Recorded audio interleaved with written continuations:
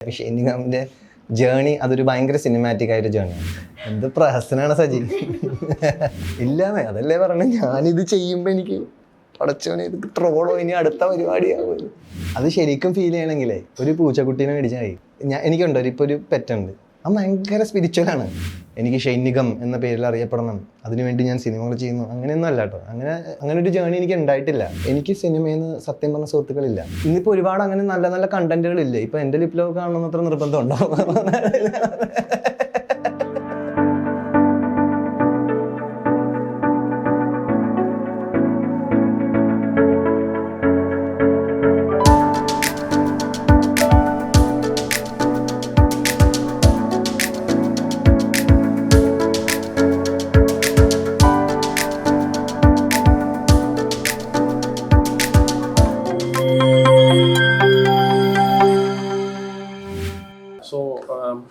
ഇപ്പോൾ ഷെയ്ൻ്റെ ഒരു കരിയറിൻ്റെ ഒരു നെക്സ്റ്റ് ബിഗ് സ്റ്റെപ്പ് എന്ന് പറയാം. കാരണം പോസ്റ്റ് RDX ഷെയ്ൻ ഇപ്പോൾ കുറച്ചുകൂടെ തമിഴിലേക്കൊക്കെ എക്സ്പാൻഡ് ചെയ്യുന്നുണ്ട്. ഇപ്പോൾ മദ്രാസ്കാരൻ ചെയ്തു, ബൾ ടീം തമിഴ് മലയാളം ബൈലിംഗ്വൽ ആയിട്ടല്ലേ വരുന്നത്.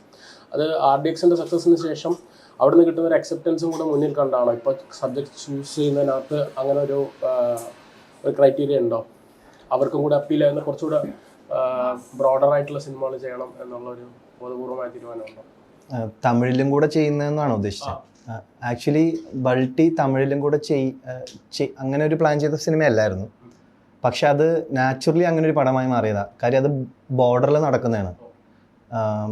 കേരള തമിഴ്നാട് ബോർഡറിൽ വേലമ്പാളയം എന്ന് പറഞ്ഞ സ്ഥലം, അവിടെ ആക്ച്വലി എല്ലാ ഈവൻ ബോർഡ്സിലെല്ലാം തമിഴിലും മലയാളത്തിലും റൈറ്റിങ്സ് ഉണ്ട്. അപ്പോൾ ബേസിക്കലി അതൊരു ബോർഡർ പടമായതുകൊണ്ട് തന്നെ കുറേ പേര് തമിഴിൽ സംസാരിക്കുന്നുണ്ട് ആ പടത്തിൽ. അങ്ങനെയാണ് അതാ പിന്നെ ഷൂട്ടിൻ്റെയൊക്കെ ആ ഒരു പ്രോഗ്രഷനിലാണ് സന്തോഷ് ഏട്ടൻ നമ്മുടെ പ്രൊഡ്യൂസേഴ്സ് ഡിസൈഡ് ചെയ്തതും ഇതങ്ങനെ ഒരു തമിഴ് മലയാളം പോലെ ആക്കാം എന്നുള്ളൊരു ചിന്ത. ഷെയ്നിന് ഒരു ആഡഡ് ഫോക്കസ് ഉണ്ടോ തമിഴ് മാർക്കറ്റിനോട് പോസ്റ്റ് RDX? അങ്ങനെ ഞാൻ കേൾക്കുന്നുണ്ടായിരുന്നു. ഇപ്പം ഈ ഗ്യാപ്പിലൊക്കെ കേൾക്കുന്നുണ്ട് തമിഴ്. അറ്റ് ദി എൻഡ് എനിക്ക് കഥ കേട്ട് ഇഷ്ടപ്പെട്ടിട്ട് ചെയ്യാം എന്നുള്ളൊരു പ്രോഗ്രാമാണ്. ഇപ്പോൾ മദ്രാസ്കാരൻ ചെയ്തതും എനിക്ക് ആ കഥ ഇഷ്ടപ്പെട്ടുകൊണ്ടാണ്. അങ്ങനെ അപ്പോൾ ആ കഥ മലയാളത്തിലായിരുന്നെങ്കിലും ചെയ്തേനെ എന്നുള്ളതാണ്. അങ്ങനെ ഒരു പ്രത്യേക ഫോക്കസ് ഇല്ല. ബേസിക്കലി ലുക്കിംഗ് ഫോർ ഒരു കണക്റ്റ് ആവുന്ന എന്നാൽ കുറച്ചും കൂടെ ആൾക്കാരിലേക്കും കൂടെ എത്താൻ സാധ്യത ഉള്ള അങ്ങനെ ഉള്ളൊരു പ്രോജക്റ്റും കൂടെയാണ് നമ്മൾ തിയേറ്ററിൽ കൊണ്ടുവന്നിട്ട് കാര്യമുള്ളൂ. അല്ലെങ്കിൽ basically they have A substitute. Like ഒരു 30 ദിവസം കഴിഞ്ഞ് അത് തിയേറ്ററിൽ കാണണം, ആ ഉള്ള സമയത്ത് തിയേറ്ററിൽ തന്നെ കാണണമെന്നൊരു പുഷ് ഉണ്ടാക്കണമെങ്കിൽ it should be a little commercial also. അപ്പോൾ അങ്ങനെ ഒരു ക്രൈറ്റീരിയനും ഉണ്ട്. അപ്പോൾ അതും വെച്ചിട്ട് എന്നാൽ ഒരു നല്ലൊരു കഥയും ഇവിടെ വേണം. അങ്ങനെയുള്ള സബ്ജക്റ്റുകളാണ് തിരഞ്ഞെടുക്കുന്നത്. ഷെയ്നിന് ഇഷ്ടമുള്ള സബ്ജക്ട്സ് ആണ്. എങ്ങനെയാണ് ഒരു സിനിമ ചൂസ് ചെയ്യുന്നതിന്റെ യാർഡ് സ്റ്റിക്സ്? ഇപ്പൊ പറഞ്ഞു ഇഷ്ടമുണ്ടാണ്, കണക്ട് ചെയ്യാൻ പറ്റണം. അതല്ലാതെ വേറെ ഫാക്ടേഴ്സ് ഉണ്ടോ? അത് നമുക്കിപ്പോൾ എപ്പോഴും അത് തന്നെയാണ് പ്രാക്ടിക്കാലിറ്റി എന്ന് പറയാൻ പറ്റില്ല. ഇപ്പം ഞാൻ പ്രിയൻ സാറിൻ്റെ സിനിമ ചെയ്യുന്നത് കഥയേക്കാളും അപ്പുറത്തേക്ക് എനിക്ക് സാറിൻ്റെ കൂടെ വർക്ക് ചെയ്യണം എന്നുള്ളതാണ്. ഇവൻ ഞാൻ കുമ്പളങ്ങി നൈറ്റ്സ് ചെയ്യുന്നതും എനിക്ക് ആ ടീമിൻ്റെ കൂടെ പടം ചെയ്യണം എന്നുള്ള, അല്ലാതെ നമ്മൾ ആ കഥ വിശദീകരിച്ച് അങ്ങനെ സ്ക്രിപ്റ്റ് കേട്ട് അങ്ങനെയൊന്നും അല്ല. അപ്പോൾ അത് ചില സാഹചര്യങ്ങളാൽ അത് മാറുന്നുണ്ട്. നമുക്കൊരിക്കലും ഇതാണ് ഒരു ഉറപ്പിച്ച് ഇങ്ങനെ തന്നെ ആയിരിക്കുമെന്ന് എനിക്ക് എപ്പോഴും പറയാൻ പറ്റില്ല. അത് ചില സാഹചര്യങ്ങളാലും അത് ഇൻഫ്ലുവൻസ്ഡ് ആവും എന്നുള്ളതാണ് അതിൻ്റെ സത്യം. പോസ്റ്റ് പാൻഡമിക് ഈ സിനിമകൾ തിരഞ്ഞെടുക്കുന്നതിനകത്ത് ഒരുപാട് മാറ്റങ്ങൾ വന്നിട്ടുണ്ടോ? കാരണം ഇപ്പോൾ തിയേറ്റർ വിജയം ഇമ്പോർട്ടൻ്റ് ആണ് എന്ന് പറയുന്നുണ്ടല്ലോ. നേരത്തെ ഷെയ്ൻ്റെ സിനിമകൾ നോക്കിക്കഴിഞ്ഞാൽ കുറച്ചൊരു ഓഫ് ബീറ്റ് മെയിൻ സ്ട്രീം അല്ലാത്ത സിനിമകൾ ചെയ്തിട്ടുണ്ട്. ഇപ്പോൾ അങ്ങനെ ഒരു അത് എന്തുകൊണ്ടാന്ന് വെച്ചാൽ നമ്മൾ അദ്യൻ്റെ ഇത് ഓഡിയൻസ് എല്ലാവരും കാണണം എന്നുള്ളൊരു ആഗ്രഹം ഉണ്ടല്ലോ. അതോടൊപ്പം തന്നെ നമുക്കിപ്പോൾ ഒരു ചില കഥകൾ ചില ബഡ്ജറ്റിനുള്ളിൽ പറയാൻ ചിലപ്പോൾ പറ്റില്ല. അപ്പോൾ അത് ബഡ്ജറ്റിനുള്ളിൽ പറയാൻ വേണ്ടി ഒരുപാട് സ്ട്രഗിളുകൾ പ്രീവിയസ് എൻ്റെ പടങ്ങളിൽ അനുഭവിച്ചിട്ടുണ്ട്. അപ്പോൾ ഞാൻ മനസ്സിലാക്കിയത് കുറച്ച് കൊമേഴ്ഷ്യാലിറ്റി എന്നാൽ ആ പടത്തിൻ്റെ കഥയോ അല്ലെങ്കിൽ അതിൻ്റെ ഇതിനോ ബാധിക്കാത്ത ലെവലിൽ അതിനുണ്ടെങ്കിൽ, അതായത് എന്നാൽ അതിനോടൊപ്പം തന്നെ നമുക്കൊരു സ്റ്റോറിയും ടെൽ ചെയ്യാനുണ്ടെങ്കിൽ അതിന് ഇറ്റ്സ് എ ഫൈൻ ബാലൻസ് എന്ന് എനിക്ക് തോന്നി. അതായത് ഒരു ഭയങ്കര കൊമേഴ്ഷ്യൽ അങ്ങനത്തെ പടവുമല്ല, എന്നാൽ ഒരു മുമ്പ് വന്നിരുന്ന ടൈപ്പ് ഒരു ഓഫ് പരിപാടിയുമല്ല. എൻ്റെ ഇടയിൽ എവിടെയോ ഒരു മീറ്റർ കിട്ടിയാൽ നല്ലതായിരിക്കും എന്നുള്ളൊരു അങ്ങനെയുള്ള കഥകൾ ബോധപൂർവം സെലക്ട് ചെയ്യാനായിട്ട് ഇപ്പോൾ ശ്രമിക്കുന്നുണ്ട്. ഇതിൻ്റെയൊക്കെ ഒരു തുടക്കം എവിടെയാണ്? എങ്ങനെ ഒരു സിനിമാക്കാരൻ ആകണം എന്നുള്ളൊരു ആഗ്രഹം? ആദ്യം അസിസ്റ്റന്റ് ഡയറക്ടർ ആവാൻ, ക്യാമറമാൻ ആവാനാണ് സിനിമയിൽ വന്നത് എന്ന് കേട്ടിട്ടുണ്ട്. പിന്നെ നടനായി. അത് ആ ഒരു ജേണി കുറച്ച് വലുതാണ്. ശരിക്കും ക്യാമറ മാൻ ആവണം, സിനിമാറ്റോഗ്രാഫർ ആകണം എന്നുള്ള ആഗ്രഹമുണ്ട്, ഉണ്ടായിരുന്നു, ഇപ്പോഴും ഉണ്ട്. പക്ഷേ കോളേജ് ടൈമിലെല്ലാം അല്ലെങ്കിൽ സ്കൂൾ ടൈമിലെല്ലാം എൻ്റേതായ ഷോർട്ട് ഫിലിം ചെയ്യുക, എൻ്റെ ഫ്രണ്ട്സിനെ വെച്ച് ഷൂട്ട് ചെയ്യുക, ഞാൻ തന്നെ ഷൂട്ട് ചെയ്യുക, എഡിറ്റ് ചെയ്യുക. അപ്പോൾ അന്ന് വിൻഡോസ് മൂവി മേക്കറിലൊക്കെ ആയിരുന്നു ഫസ്റ്റ് ഷോർട്ട് ഫിലിമൊക്കെ ചെയ്യുക. പിന്നെ ഓരോ സോഫ്റ്റ്വെയർസിലേക്ക് അപ്ഗ്രേഡ്, അതായത് ബിഹൈൻഡ് എനിക്ക് കുറേ ഒരു എക്സ്പോഷർ ആ ഒരു പ്രായത്തിൻ്റെയും കൂടേതായ രീതിയിൽ ചെയ്തിട്ടുണ്ട് കുറേയൊക്കെ. പിന്നെ സിനിമയിലേക്ക് വരുന്നത് ശരിക്കും പറഞ്ഞാൽ ആ ജേണി പറയണമെങ്കിൽ ഞാൻ സൂപ്പർ ഡാൻസർ ജൂനിയറിൽ പോയത് പറയണം, അവിടെ നിന്ന് ഞാൻ ഹലോ കുട്ടിച്ചാത്തൻ സീരിയൽ അഭിനയിച്ചത് പറയണം. സീരിയൽ അഭിനയിച്ചത് കൊണ്ട് തന്നെ അൻവറിൽ ചെറിയൊരു വേഷം ചെയ്യാൻ വേണ്ടി സൗബിക്കാണ് എന്നെ സജസ്റ്റ് ചെയ്യുന്ന അമലേട്ടന്, അത് പറയണം. അത് ആ ഒരു കണക്ഷൻ നിൽക്കുകയാണ് എനിക്ക് രാജീവ് സാറിൻ്റെ പടത്തിൽ അന്യ റസൂലിൽ എനിക്ക് കുഞ്ഞുമോൻ എന്ന ക്യാരക്ടർ കിട്ടുന്നത്. ആ കണക്ഷനിലൂടെ തന്നെയാണ് എനിക്ക് കിസ്മത്ത് എന്ന് പറഞ്ഞ സിനിമയും കിട്ടുന്നത്. സോ ഇത് അങ്ങനെ ഒരു കണക്റ്റഡായി വന്നതാണ്. പ്രതീക്ഷിക്കാത്ത ഒരു ലൈനിലേക്കാണ് പോയത്. തീർച്ചയായിട്ടും. ഇപ്പം നമുക്ക് അങ്ങനെ അഭിനേതാവാകണമെന്ന് ഞാൻ അങ്ങനെ സത്യസന്ധമായി പറഞ്ഞാൽ ആഗ്രഹിക്കാൻ എൻ്റെ സാഹചര്യങ്ങൾ കൊണ്ട് എനിക്ക് തോന്നിയിട്ടില്ല. അങ്ങനെ എനിക്കൊരു അഭിനേതാവാകാൻ പറ്റും അല്ലെങ്കിൽ ഞാൻ അങ്ങനെ ചിന്തിച്ചിട്ടില്ല, അതാണ് സത്യം. ഇപ്പോൾ ഒരു സാധാരണഗതിയിൽ നമ്മളൊരു ആക്ടർ ആവണമെന്നുണ്ടെങ്കിൽ നമ്മൾ കുറേ ഓഡീഷൻസ് അറ്റൻഡ് ചെയ്യും, നമ്മളതിൻ്റെ ഒരുപാട് വേറൊരു ജേണിയുണ്ട്. ആ ജേണിയിലൂടെ അല്ല എൻ്റെ ഇങ്ങനെ ഒരു ഡാൻസ് സീരിയൽ അതിൽ നിന്ന് കണക്റ്റായി ഇങ്ങനെ ഒരു ചെറിയ വേഷം, പിന്നെ ഒരു ഇച്ചിരി നോട്ടബിൾ വേഷം, പിന്നെ ഒരു നായക വേഷം, അങ്ങനെ ഒരു സംവേർ ഇതൊരു ഒരു മിറക്കൽ പോലെ സംഭവിച്ചതാണ്, അതാണ് സത്യം. പാട്ടിലേക്ക് എങ്ങനെയാവുന്നത്? പാട്ടും പാടിയിട്ടുണ്ടല്ലോ, മ്യൂസിക് ഡയറക്ടറുമാണ്. അയ്യോ, അത് ഉണ്ടായിരുന്നു 2018-19 സമയത്ത് കൂടുതൽ പാട്ടുകൾ ചെയ്യാനായിട്ടും അല്ലെങ്കിൽ അങ്ങനെയുള്ള ബേസിക്കലി എനിക്ക് ഇൻസ്ട്രുമെൻറ്റ്സ് ഒന്നും വായിക്കാൻ അറിഞ്ഞൂടാ. ഈ ഐപാഡിലൊക്കെ ഒരു സോഫ്റ്റ്വെയർ ഉണ്ട്, അതിൻ്റെ പേര് ഗറാജ് ബാൻഡ് എന്നാണ്. അത് നമുക്ക് ഐഫോൺ ഉപയോഗിക്കുന്ന എല്ലാവരുടെ കയ്യിലും എനിക്ക് തോന്നുന്ന ആ സോഫ്റ്റ്വെയർ ഉണ്ട്. ഈ സോഫ്റ്റ്വെയർസിൽ ലൂപ്പുകൾ വെച്ചിട്ട് അതിൻ്റെ മേളിൽ ചുമ്മാ കുറേ എന്തെങ്കിലുമൊക്കെ പാടുക. അപ്പോൾ ആദ്യം അത് ഭയങ്കര ഒരു നല്ലൊരു മോശാവസ്ഥയിൽ തന്നെയായിരുന്നു ഉള്ളത്. പിന്നെ എനിക്ക് അതിനോട് കൂടുതൽ ഒരു ക്രേസ് വന്നു. ഇപ്പോൾ എൻ്റെ ഒരു ഫോൾഡറിൽ എനിക്ക് തോന്നുന്നു ഒരു 50ഓളം പാട്ടുകൾ ഇങ്ങനെ ചെയ്ത് വെച്ചിട്ടുണ്ട്. പക്ഷെ ഇതെന്നാൽ പറഞ്ഞ പോലെ ഭയങ്കര ഇന്നത്തെ ഭയങ്കര ഒരു എന്താ പറയുക, ഭയങ്കര കോണ്ടംപററി സോങ്സ് ഒന്നും അല്ല. കുറച്ച് ഞാൻ പോയ ഒരു യാത്ര, എൻ്റെ ഒരു ജീവിതത്തിൻ്റെ ഒരു യാത്രയുടെയൊക്കെ ബേസ് ചെയ്തിട്ട്, അല്ലെങ്കിൽ ഒരു പെർട്ടിക്കുലർ അതാ പറഞ്ഞത്, ഇപ്പോൾ ഒരു പെർട്ടിക്കുലർ ഒരു സിനിമയ്ക്ക് പറ്റിയ ഒരു പാട്ടല്ല, എൻ്റെ ഒരു ഭയങ്കര ഫീൽ ചെയ്തൊരു പേഴ്സണൽ എക്സ്പീരിയൻസ് ആണ് ആ പാട്ടുകൾ. അപ്പോൾ എന്നാൽ പക്ഷേ രാത്താരമേ എന്ന് പറഞ്ഞ പാട്ടാണ് ഭൂതകാലത്തിൽ എൻ്റെ ഇറങ്ങിയത്. അത് ഞാൻ കമ്പോസ് ചെയ്ത് ലിറിക്സ് എഴുതിയൊരു പാട്ടായിരുന്നു. അത് ആക്ച്വലി ആ പടത്തിന് വേണ്ടി തന്നെ ഒന്ന് ചെയ്യണമെന്ന് പറഞ്ഞ് ട്രൈ ചെയ്ത് കുറേ പാട്ടുകൾ ഞാൻ നമ്മുടെ രാഹുൽ സദാശിവന് കൊടുത്തു. അതിൽ നിന്ന് പുള്ളിക്കാരൻ ഓക്കെ ഈ പാട്ട് കുഴപ്പമില്ല എന്ന് പറഞ്ഞ് വെച്ചതാണ്. അതെനിക്ക് തോന്നുന്നു പുള്ളിക്കാരൻ എൻ്റെ ക്രൈസ് കൊണ്ട് വെച്ചതായിരിക്കും, വേറെ നല്ല പാട്ട് കിട്ടാത്തതൊന്നല്ല. ഞാനിങ്ങനെ അതിനുവേണ്ടി ചിക്കണപ്പോൾ പുള്ളിക്കാരൻ അന്ന് എന്തെങ്കിലും ആയിക്കോട്ടെ എന്ന് പറഞ്ഞ് വെച്ചതായിരിക്കാം. നല്ല പാട്ടല്ലേ ഇത്? അത് കുഴപ്പമില്ലാത്തൊരു പാട്ടാണ്. സുഷിൻ ശ്യാമുമായിട്ടുള്ള അസോസിയേഷൻ ഇങ്ങനെ തന്നെ സംഭവിച്ചതാണോ? അയ്യോ, സുഷിൻ ചേട്ടന് ആണ് കിസ്മത്ത് എന്ന സിനിമയ്ക്ക് ഫസ്റ്റ് BGM ചെയ്യാനായിട്ടാണ് സുഷിൻ ചേട്ടനായിട്ട് അപ്രോച്ച് ചെയ്യുന്നത്. അപ്പോൾ സുഷിൻ ചേട്ടനായിട്ട് ഈ പറഞ്ഞ പോലെ അങ്ങനെയാണ് കിസ്സബാദിൽ എന്ന പാട്ട് എനിക്ക് തോന്നുന്ന ബാക്ക്ഗ്രൗണ്ട് സ്കോറിൻ്റെ ഭാഗമായിട്ട് തന്നെ ഉണ്ടായി വന്നൊരു പാട്ടാണ്. അത് ആ പാട്ട് ആ പടത്തിനൊരു ഭയങ്കരമായൊരു ബൂസ്റ്റിംഗ് കൊടുത്തു. അത് യൂട്യൂബിലെല്ലാം വന്നപ്പോൾ അതിനൊരു ഭയങ്കര ഒരു ഐഡൻറ്റിറ്റി കൊടുത്തു ആ പടത്തിനും. പിന്നെ സുഷിൻ ചേട്ടൻ്റെ സ്കോർ അതിനകത്ത് ഭയങ്കരമായിട്ട് ആ പടത്തിനെ അപ്ലിഫ്റ്റ് ചെയ്തു, ഭയങ്കര ഇമോഷണൽ കണക്റ്റ് കൊണ്ടുവന്നു. പിന്നെ സുഷിൻ ചേട്ടൻ്റെ ആയിട്ടുള്ള എന്ന് പറഞ്ഞാൽ കുമ്പളങ്ങി നൈറ്റ്സ് ആണ്, അത് ഒരു എവർഗ്രീൻ ഹിറ്റ് സോങ്സ് ആണ് പുള്ളി കൊടുത്തത്. അങ്ങനെയൊക്കെയാണ് എനിക്ക് സുഷിൻ ചേട്ടനായിട്ടുള്ളൊരു കണക്ഷൻ. ഷെയ്ൻ്റെ ആക്ടിങ് ജേർണി നോക്കിക്കഴിഞ്ഞാൽ സാധാരണ ഒരു കുറച്ച് പെക്യുലർ ആണ്. കാരണം സാധാരണ ഷെയ്ൻ്റെ ഏജിൽ ആക്ടിങ് കരിയർ സ്റ്റാർട്ട് ചെയ്യുന്ന ആൾക്കാർ കുറച്ച് ലൈറ്റ് ഹാർട്ടഡ് സിനിമകൾ ചെയ്തിട്ട് പതുക്കെ കുറച്ച് ഇൻറ്റൻസ് ആയിട്ടുള്ള സിനിമകളൊക്കെ ചെയ്യും. ഷെയ്ൻ തുടക്കം തൊട്ട് വളരെ ഇൻറ്റൻസ് ആയിട്ടുള്ള കഥാപാത്രങ്ങളും അങ്ങനത്തെ സിനിമകളുടെ ഭാഗമായിരുന്നു. അത് ഷെയ്നെ എത്രത്തോളം പലയിടത്തും പറഞ്ഞിട്ടുണ്ടെന്ന് തോന്നുന്നു, like it took an emotional toll on you എന്നത്. അതിൽ നിന്ന് ഷെയ്ൻ ഇപ്പോൾ ഓവർകം ചെയ്യാൻ പറ്റുന്നുണ്ടോ? തീർച്ചയായിട്ടും. ഇപ്പോൾ പോസ്റ്റ് കോവിഡ് ആ ഒരു ഫേസ് എനിക്ക് അതാ ഇരുന്ന ഒരു ടൈമിൽ നമ്മളെല്ലാവരും ഇരുന്നപ്പോൾ എല്ലാവരും അവരവരെ കുറിച്ച് ചിന്തിക്കുന്നു എന്ന് പറഞ്ഞാൽ ഞാനും എന്നെപ്പറ്റി ചിന്തിച്ചു. അപ്പോൾ എനിക്ക് തോന്നിയത് ഇത് കംപ്ലീറ്റ്ലി അങ്ങനെ ഒരു സിനിമകൾ വേണ്ടാന്ന് വെക്കല്ല. അതായത് അത് മാത്രം ആ ഒരു 2 മണിക്കൂർ നമുക്ക് ചെയ്യാമെന്ന് വെച്ച് കഴിഞ്ഞാൽ, അല്ലെങ്കിൽ അത് ആൾക്കാരെ കാണിക്കാമെന്ന് വെച്ച് കഴിഞ്ഞാലും അത് ഇച്ചിരി കൂടുതലാണ്. സോ ഞാൻ മനസ്സിലാക്കിയത് ഇതെല്ലാം വേണമല്ലോ. ഒരു സിനിമയ്ക്ക് ഇൻറ്റൻസായ മുഹൂർത്തങ്ങൾ ഉറപ്പായും വേണം. അപ്പോൾ ഐ മീൻ ഞാനിപ്പോൾ ആഗ്രഹിക്കുന്നത് ഇതിൻ്റെ എല്ലാത്തിൻ്റെയും ഒരു കൊളാബാണ് ആക്ച്വലി. അത്തരം പടങ്ങൾ വരാനും, ഇപ്പോൾ ഈവൻ ബൾട്ടി ആണെങ്കിലും അതിൽ ലൈറ്ററായിട്ടുള്ള ഇമോഷൻസ് ഉണ്ട്, അതിൽ ഫ്രണ്ട്ഷിപ്പ് അല്ലെങ്കിൽ അത്തരം നല്ല ഫണ്ണായിട്ടുള്ള അങ്ങനെ ഒരു പരിപാടികളുണ്ട്. ഈവൻ ഈ പറഞ്ഞ പോലെ മാസ് അല്ലെങ്കിൽ അങ്ങനത്തെ എലമെൻറ്റ്സ് ഉണ്ട്, ലവ് ഉണ്ട്, ഫാമിലിയുടെ ചെറിയ പരിപാടികൾ. അപ്പോൾ ഇതെല്ലാം ഒരു പടത്തിൽ നമുക്ക് കൊടുക്കാൻ പറ്റുവാണെങ്കിൽ, ഇത് എല്ലാ പടത്തിനും അല്ല, മീൻ ജോണർ ഡ്രിവൺ ആയിട്ട് നമ്മൾ ചെയ്യേണ്ടി വരും. ഇപ്പം ഞാൻ ലാസ്റ്റ് ചെയ്ത പടം ജിത്തു സാറിൻ്റെ പ്രൊഡക്ഷനിലുണ്ടായിരുന്ന പടം അതൊരു കംപ്ലീറ്റ് ഇൻവെസ്റ്റിഗേഷൻ ത്രില്ലറാണ്. അപ്പോൾ അങ്ങനെയും ചെയ്യേണ്ടി വരും. ബട്ട് മീൻ ഇപ്പൊ ഞാൻ അങ്ങനെയൊക്കെ ആഗ്രഹിക്കുന്നു. പേഴ്സണലി എങ്ങനെ ഭയങ്കര ഇന്റൻസ് ആളാണോ? അല്ലല്ല, അതാ പറഞ്ഞ എല്ലാം. ഇപ്പൊ നമ്മളിപ്പോ കാലാവസ്ഥ നോക്കുമ്പോൾ ഇടക്ക് മഴ പെയ്യും, ഇടക്ക് വെയിലൊക്കെ വരുന്ന പോലെ തന്നെ അങ്ങനത്തെ ഒരു മനുഷ്യൻ എല്ലാം ഉള്ള ഒരാളാണ്. ഇമോഷണൽ ആയിട്ടുള്ള ആളാണോ? ഇമോഷണൽ ആയിട്ടുള്ള ആളാണ്.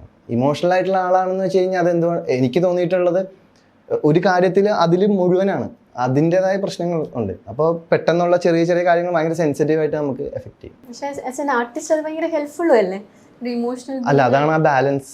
ഇന്നിപ്പോൾ ഞാൻ ശ്രമിക്കുന്നതും അതാണ്. ഈ പ്രെപ്പ് എടുക്കുന്നതിന്റെ ഭാഗമായിട്ടാണോ ഇത്രയും ക്യാരക്ടർ ഉള്ളിലോട്ട് പിന്നെ ആ സിനിമ കഴിയുമ്പോഴത്തേനും അതിൽ നിന്ന് ഡിറ്റാച്ച് ആവാൻ പറ്റാതാവുന്നത്? അല്ല, പക്ഷെ അത് ഞാൻ പറഞ്ഞു, ഞാൻ ഒരുപാട് കുറേ എനിക്ക് മാറ്റം ഉണ്ടായെന്ന് പറയാൻ കാര്യം ഇഷ്കെല്ലാം ചെയ്യുന്ന ടൈമിൽ ഭയങ്കര ബുദ്ധിമുട്ടായിരുന്നു, എനിക്ക് ഉറങ്ങാൻ പറ്റുന്നുണ്ടായില്ല. അപ്പോൾ അതിൽ നിന്നൊക്കെ നോക്കിക്കഴിഞ്ഞാൽ ഇന്നിപ്പോൾ ഞാൻ ചെയ്യുന്നു, അത് കഴിയുന്നു എന്ന് പറയുന്ന ഒരു അവസ്ഥ എനിക്ക് തന്നെ പറ്റുന്നുണ്ട്. പക്ഷെ ആ ചെയ്യുന്ന ഒരു കാലയളവിൽ ചെറിയതായിട്ട് അതിൻ്റെതായ ഇപ്പം ഞാൻ ചെയ്തത് ലാസ്റ്റ് പോലീസ് ഓഫീസർ ഭയങ്കര കൃത്യനിഷ്ഠ, ഭയങ്കര വേറെ രീതിയിലുള്ള ഭയങ്കര എന്താ പറയുക ക്ലീൻ ആയിട്ടുള്ള പ്രോപ്പർ തിങ്കിങ്ങൾ അങ്ങനത്തെ ഒരാളാണെങ്കിൽ അതിൻ്റെതായ ഇൻഫ്ലുവൻസ് എൻ്റെ ലൈഫിലുണ്ടാവും. ഈവൻ ഞാൻ ഇടുന്ന ഡ്രസ്സിൽ പോലും ഉണ്ടാവും. അതായത് അത് ഞാൻ അറിഞ്ഞുകൊണ്ടേന്നല്ല, അതെന്നെ ചിലപ്പോൾ ആ ക്യാരക്ടർ കൂടുതലായിട്ട് ചെയ്യാനോ അല്ലെങ്കിൽ ആ ഒരു സോണിൽ തന്നെ നിൽക്കാനും ഹെൽപ്പ് ചെയ്യും. പക്ഷെ അതുകൊണ്ട് എൻ്റെ വേറെ ഒരു പേഴ്സണൽ ലൈഫിനെ ഞാനത് എഫക്റ്റ് ചെയ്യാനും സമ്മതിക്കുന്നില്ല ഇപ്പോൾ. അതാണ് ആ ഒരു ഡിഫറൻസ്. കഴിഞ്ഞൊരു 6-7 വർഷത്തിൽ as an artist, as A human evolve ആയി എന്നാണോ പറഞ്ഞു വരുന്നത്? അതാണ് അതിൻ്റെ ഉത്തരം. അതായത് മനുഷ്യൻ എന്ന രീതിയിൽ ഇവോൾവ് ആയി, ആർട്ടിസ്റ്റ് എന്ന രീതിയിലും ഇവോൾവ് ആയപ്പോൾ ഇങ്ങനെയൊക്കെ ഉള്ളൊരു പരിപാടി, അതെ, റിയലൈസേഷൻ നമുക്കങ്ങനെ പറ്റും എന്നുള്ളൊരു ഇതിലേക്ക് എനിക്ക് എത്താൻ പറ്റി.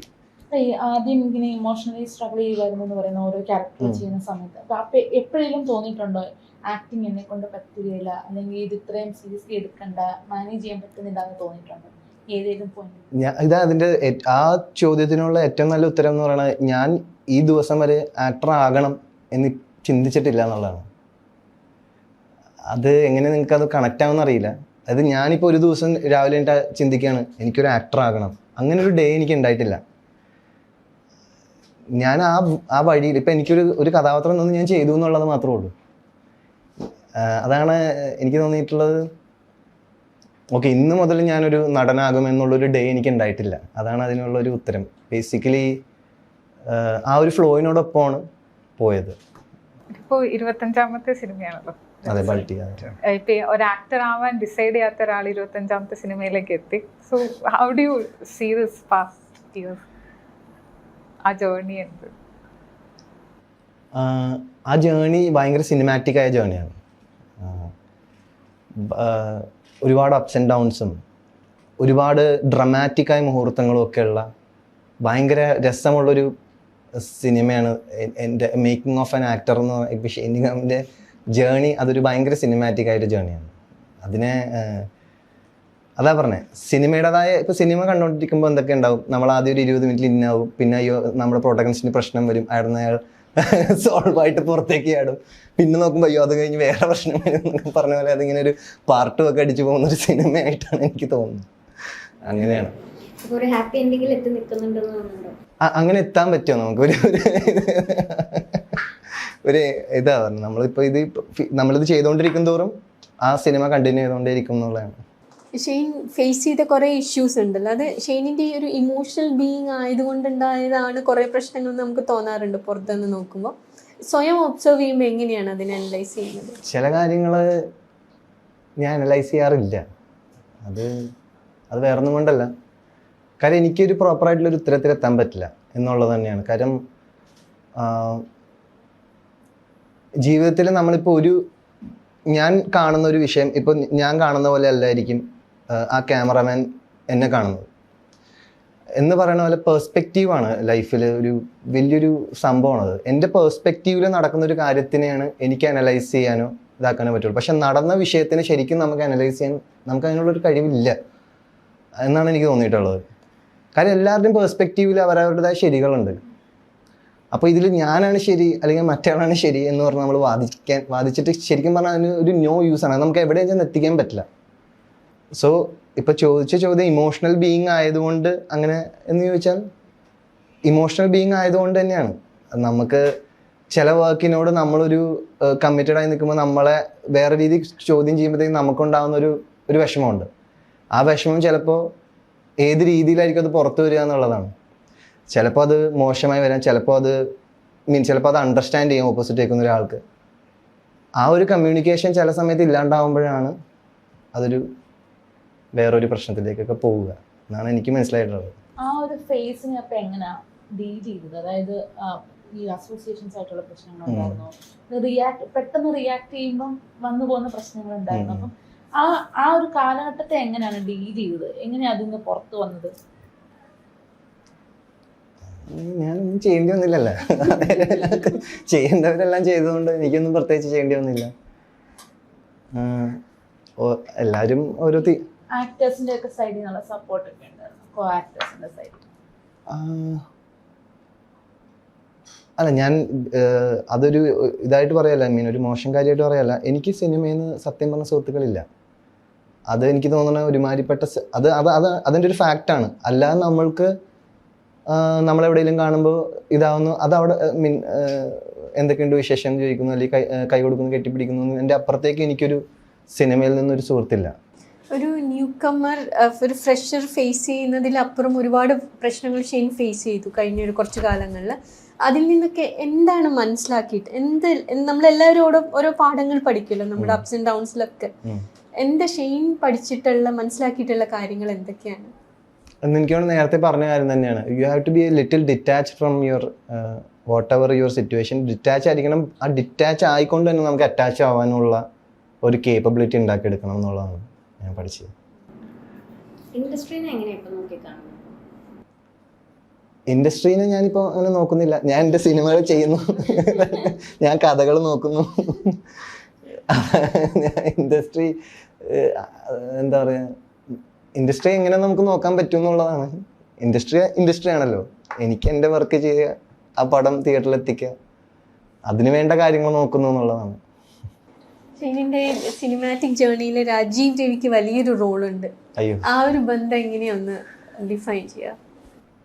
ഞാൻ സത്യം പറഞ്ഞു കഴിഞ്ഞാൽ ദേവിഡിയൊക്കെ കണ്ട സമയത്താണ് ഒരു സിനിമാറ്റോഗ്രാഫറിന്റെ പേര് പോയിട്ട് ടൈറ്റിലിൽ നോക്കുന്നത്. അന്ന് നോക്കുന്നതൊക്കെ രാജീവ് രവി എന്ന പേര് വായിക്കുക. അത് മലയാളിയാണോ അതെന്താണെന്നൊന്നും എനിക്കറിയില്ല. പിന്നെ കറങ്ങിത്തിരിഞ്ഞ് ഒരു കാലഘട്ടത്തിൽ സൗബിക്ക് ഒരു ദിവസം വിളിച്ചിട്ട് പറയാം, അതെങ്ങനെ രാജീവ് സാറ് ഫഹദിനെയൊക്കെ വെച്ച് പടം ചെയ്യാണ്. അപ്പം ഞാനിങ്ങനെ എനിക്കൊന്ന് കാണാൻ പറ്റുമെന്നാണ് ഞാൻ ആദ്യം ചോദിച്ചത്. പക്ഷെ അന്ന് എനിക്ക് കാണാൻ പറ്റിയില്ലായിരുന്നു. ഒരു അടുത്തെത്തി, പക്ഷെ സാറ് എന്തോ പിന്നെ കുറേ ദിവസം കഴിഞ്ഞിട്ട് എന്നെ അഭിനയിക്കാൻ വിളിക്കുകയാണ്. ഞാനതൊരു മാജിക്കായിട്ടാണ് കാണുന്നത്. പിന്നെ Rajeev sir collective face കൊണ്ടിൻ്റെ Kismath സംഭവിക്കുകയാണ് ആ ടൈമിൽ. അപ്പോൾ അതിനും വേറൊരു ആക്ടറായിരുന്നു. എന്നിട്ട് സാർ എന്നെ റെക്കമെൻഡ് ചെയ്യാണ്, ഇങ്ങനൊരു കേട്ടു നോക്കും, അങ്ങനെ ഒരു ചെറിയ ബഡ്ജറ്റ് ഒരു പടം ചെയ്യുന്നു. പക്ഷെ അത് അന്നൊരു ചെറിയൊരു ജനങ്ങളിലേക്ക് ആ പടം എത്തി എന്നുള്ളതാണ്. ശരിക്കും എൻ്റെ ഒരു കരിയറിന് ഏറ്റവും വലിയൊരു പങ്ക് ഒരു വഹിച്ച ഒരാൾ രാജീവ് സാർ തന്നെയാണ്. സ്റ്റീവ് ലോപ്പസിന്റെ ടൈറ്റിൽ റോൾ വിളിച്ചിട്ട് ചെയ്തില്ല എന്ന് കേട്ടിട്ടുണ്ട്. അത് എന്താ സംഭവിച്ചത്? അത് ഒരു കുറച്ച് കാര്യം എനിക്ക് അതിനകത്ത് മനസ്സിലായില്ല സാർ. എനിക്കത് എൻ്റെ വീട്ടുകാരോടൊക്കെ എനിക്ക് പറയാനായിട്ട് ബുദ്ധിമുട്ടായിരിക്കും. അപ്പോൾ സാർ പറഞ്ഞത് കുഴപ്പമില്ല എന്ന് പറഞ്ഞു. വളരെ സാർ അതിനെ ഓപ്പണായിട്ട് എടുത്തു. ഇപ്പോൾ പിന്നീട് ഞാൻ കണ്ട ടൈപ്പ് സിനിമക്കാരാണെങ്കിൽ ഒരിക്കലും എന്നെ കിസ്മത്ത് വിളിച്ച് തരില്ല. നമ്മൾ നോ പറഞ്ഞവർ ഭയങ്കര ഒഫൻഡഡ് ആവുമല്ലോ. അപ്പോൾ അങ്ങനെ ഭയങ്കര ഒരു സ്പിരിച്വൽ ബീയിങ് ആയിട്ട് തോന്നാറുണ്ട്. അതുള്ള നമ്മളെല്ലാവരും ആണ്. ഷെയ്ൻ്റെ കാര്യത്തിൽ അത് കുറച്ചുകൂടി പ്രോമിനൻ്റ് ആണ്. അത് ഒരു സ്പിരിച്വാലിറ്റി നമുക്ക് ഫീൽ ചെയ്യാവുന്ന ഒരു സ്പിരിച്വാലിറ്റി ഉള്ള ഒരാളാണ്. റിലീജിയോസിറ്റി അല്ല, ഞങ്ങളുടെ സ്പിരിച്വാലിറ്റി. അത് ശരിക്കും ഫീൽ ചെയ്യണമെങ്കിലേ ഒരു പൂച്ചക്കുട്ടീനെ മേടിച്ചാൽ മതി. എനിക്കുണ്ട് ഇപ്പോൾ ഒരു പെറ്റുണ്ട്, അവന് വെറുതെ ഒബ്സർവ് ചെയ്യാതെ തന്നെ, പക്ഷെ നമ്മൾ ഒബ്സർവ് ചെയ്യണം കേട്ടോ. അതിന് നമ്മൾ വേറെ ചിന്തകളിൽ നിന്നുകൊണ്ട് നമ്മൾ അതിനെ നോക്കി കഴിഞ്ഞ് കഴിഞ്ഞാൽ അവൻ എന്താ ചെയ്യണമെന്ന് പിടിയിട്ടില്ല. അവൻ ഭയങ്കര സ്പിരിച്വലാണ്. അതായത് ഞാൻ മനസ്സിലാക്കുന്ന എല്ലാ പൂച്ചകളും കേട്ടോ, ഞാൻ പറഞ്ഞ ഇപ്പം എൻ്റെ ഒരു പൂച്ച എന്നുള്ള രീതിയിലല്ല. എനിക്ക് അടുത്ത് ഇടപഴകാൻ പറ്റിയത് ഈ ഒരു ബീയിങ്ങിനോടാണ്. ഞാൻ വേറെ എനിക്കൊരു പെറ്റുണ്ടായിട്ടില്ല. പെറ്റുണ്ടായിരുന്നു, ഒരു പറയാമെന്ന് പറഞ്ഞ ഇവിടെ പരുന്തുണ്ടായിരുന്നു. പക്ഷെ അത് ചെറുപ്പത്തിൽ തന്നെ അത് മരിച്ചുപോയി. അപ്പോൾ പിന്നെ എനിക്ക് അതിന് പെറ്റൊന്നും ഉണ്ടായിട്ടില്ല. അപ്പോൾ ഈ ഒരു പെറ്റ് വന്നപ്പോൾ ഞാൻ അവനെ ഒബ്സർവ് ചെയ്യുന്നതോറും എനിക്ക് കുറേ കാര്യങ്ങൾ മനസ്സിലാക്കാൻ വരുന്നുണ്ട്. അതായത് അവൻ നൗവിലാണ്. അവന് മുമ്പുള്ളതോ അല്ലെങ്കിൽ നാളത്തെക്കുറിച്ചൊന്നും അവന് ഒരു കൺസേണും ഇല്ല. അവന് അപ്പോഴാണ് അവൻ്റെ ജീവിതം. അവൻ നന്നായിട്ട് ഉറങ്ങുന്നു, നന്നായിട്ട് ഭക്ഷണം കഴിക്കുന്നു, അവന് വേറെ ഒന്നും ബാധകമൊന്നുമില്ല. ശരിക്കും പറഞ്ഞാൽ അത് തന്നെ എൻ്റെ ഒരു സിമ്പിൾ ഫിലോസഫിയാണ് ജീവിക്കാൻ പറ്റിയ. ഇന്നത്തെ കാര്യം ഇപ്പം ഞാൻ ഇൻ്റർവ്യൂ അറ്റൻഡ് ചെയ്യണം. അത് എൻ്റെ അടുത്ത കാര്യം അത് അപ്പം നോക്കാമെന്നുള്ളൊരു മൈൻഡ് വരുമ്പോഴത്തേക്കും അത് ഭയങ്കര എളുപ്പമാണ് വേറൊരു രീതിയിൽ. പക്ഷേ പ്രതിസന്ധികൾ വരുമ്പോൾ ഇതൊക്കെ ഭയങ്കര പാടാണ്. ഇങ്ങനെയുള്ള ഫിലോസഫി അല്ലെങ്കിൽ ഇങ്ങനെയുള്ള കാര്യങ്ങൾ അല്ലെങ്കിൽ നമ്മൾ എല്ലാം ഫോളോ ചെയ്യാനുള്ളൊരു ബുദ്ധിമുട്ടൊക്കെ വരും. ബട്ട് കുറച്ച് കഴിയുമ്പോൾ നമുക്ക് നമ്മളുടെ ആ ഒരു സെൻറ്റേർഡ് ആവാൻ പറ്റും. കുറച്ചും കൂടെ നമ്മൾ ഇങ്ങനെ ഒരു ഈ ഒരു പെർസ്പെക്റ്റീവിൽ നമ്മൾ കുറച്ച് കാര്യങ്ങളും കൂടെ കാണാൻ പറ്റിയാൽ നമുക്ക് കുറച്ചും കൂടെ സെൻറ്റേർഡ് ആവാൻ പറ്റും പ്രതിസന്ധികളിൽ. ഈ സോഷ്യൽ മീഡിയയിൽ ഇപ്പൊ ഇന്റർവ്യൂലൊക്കെ പറയുന്ന കുറച്ച് ഫിലോസഫിക്കൽ ആയിട്ടുള്ള കണ്ടന്റ് സോഷ്യൽ മീഡിയയിൽ ഒരുപാട് സർക്കുലേറ്റ് ചെയ്യാറുണ്ട്. അപ്പൊ ശ്രദ്ധിക്കാറുണ്ട് ആൾക്കാർ. കുറെയൊക്കെ അത് ട്രോളായിട്ട് വരുന്നുണ്ട്, കുറെയൊക്കെ വളരെ പോസിറ്റീവായിട്ട് കണ്ടിട്ടുണ്ട്. ഈ 24 hours ആരാ ഡിസൈഡ് ചെയ്തത് അങ്ങനത്തെ ഈ ഒരു ഇയർ ഒരു കലണ്ടർ ആരാ ഡിസൈഡ് ചെയ്തത് അത് ശ്രദ്ധിക്കാറുണ്ടോ?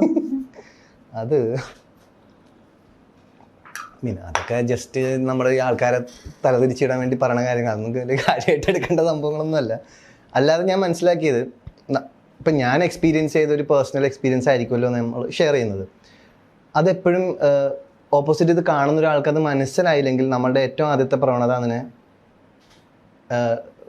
തള്ളിക്കളയുക അല്ലെങ്കിൽ അതിനെ കളിയാക്കുക. അപ്പോൾ അതുകൊണ്ട് ഞാനിപ്പോൾ പറയാറില്ല. കാര്യം ഞാൻ പറയേണ്ട കാര്യം എനിക്ക് ഫീൽ ചെയ്തതും എനിക്ക് പേഴ്സണലി കണക്ട് ആയ കാര്യമാണല്ലോ ഞാൻ പറയണത്. അപ്പം അത് എനിക്ക് വാല്യുബിൾ ആണല്ലോ. അപ്പം ഞാൻ ഓർത്തു അത് പൊതുവേദിയിൽ ചർച്ച ചെയ്യാനുള്ളൊരു സാധനമല്ലല്ലോ എന്നുള്ളത് എനിക്ക് തിരിച്ചറിഞ്ഞു. വാപ്പച്ചി അബി ഭയങ്കര ഒരു ബ്രില്യൻ്റ് ആയിട്ടുള്ള ഒരു സ്റ്റേജ് ആർട്ടിസ്റ്റ് ആയിരുന്നു. എനിക്കൊക്കെ ചെറുതിലേ ഉള്ള ഓർമ്മകളുണ്ട്. ഒരു മൈക്ക് പിടിച്ച് നമ്മൾ ആയിരക്കണക്കിന് മനുഷ്യരെ ആ ഒരൊറ്റ ആളിലേക്ക് ഫോക്കസ് ചെയ്യിക്കാൻ കഴിവുള്ള ഒരു കലാകാരനായിരുന്നു.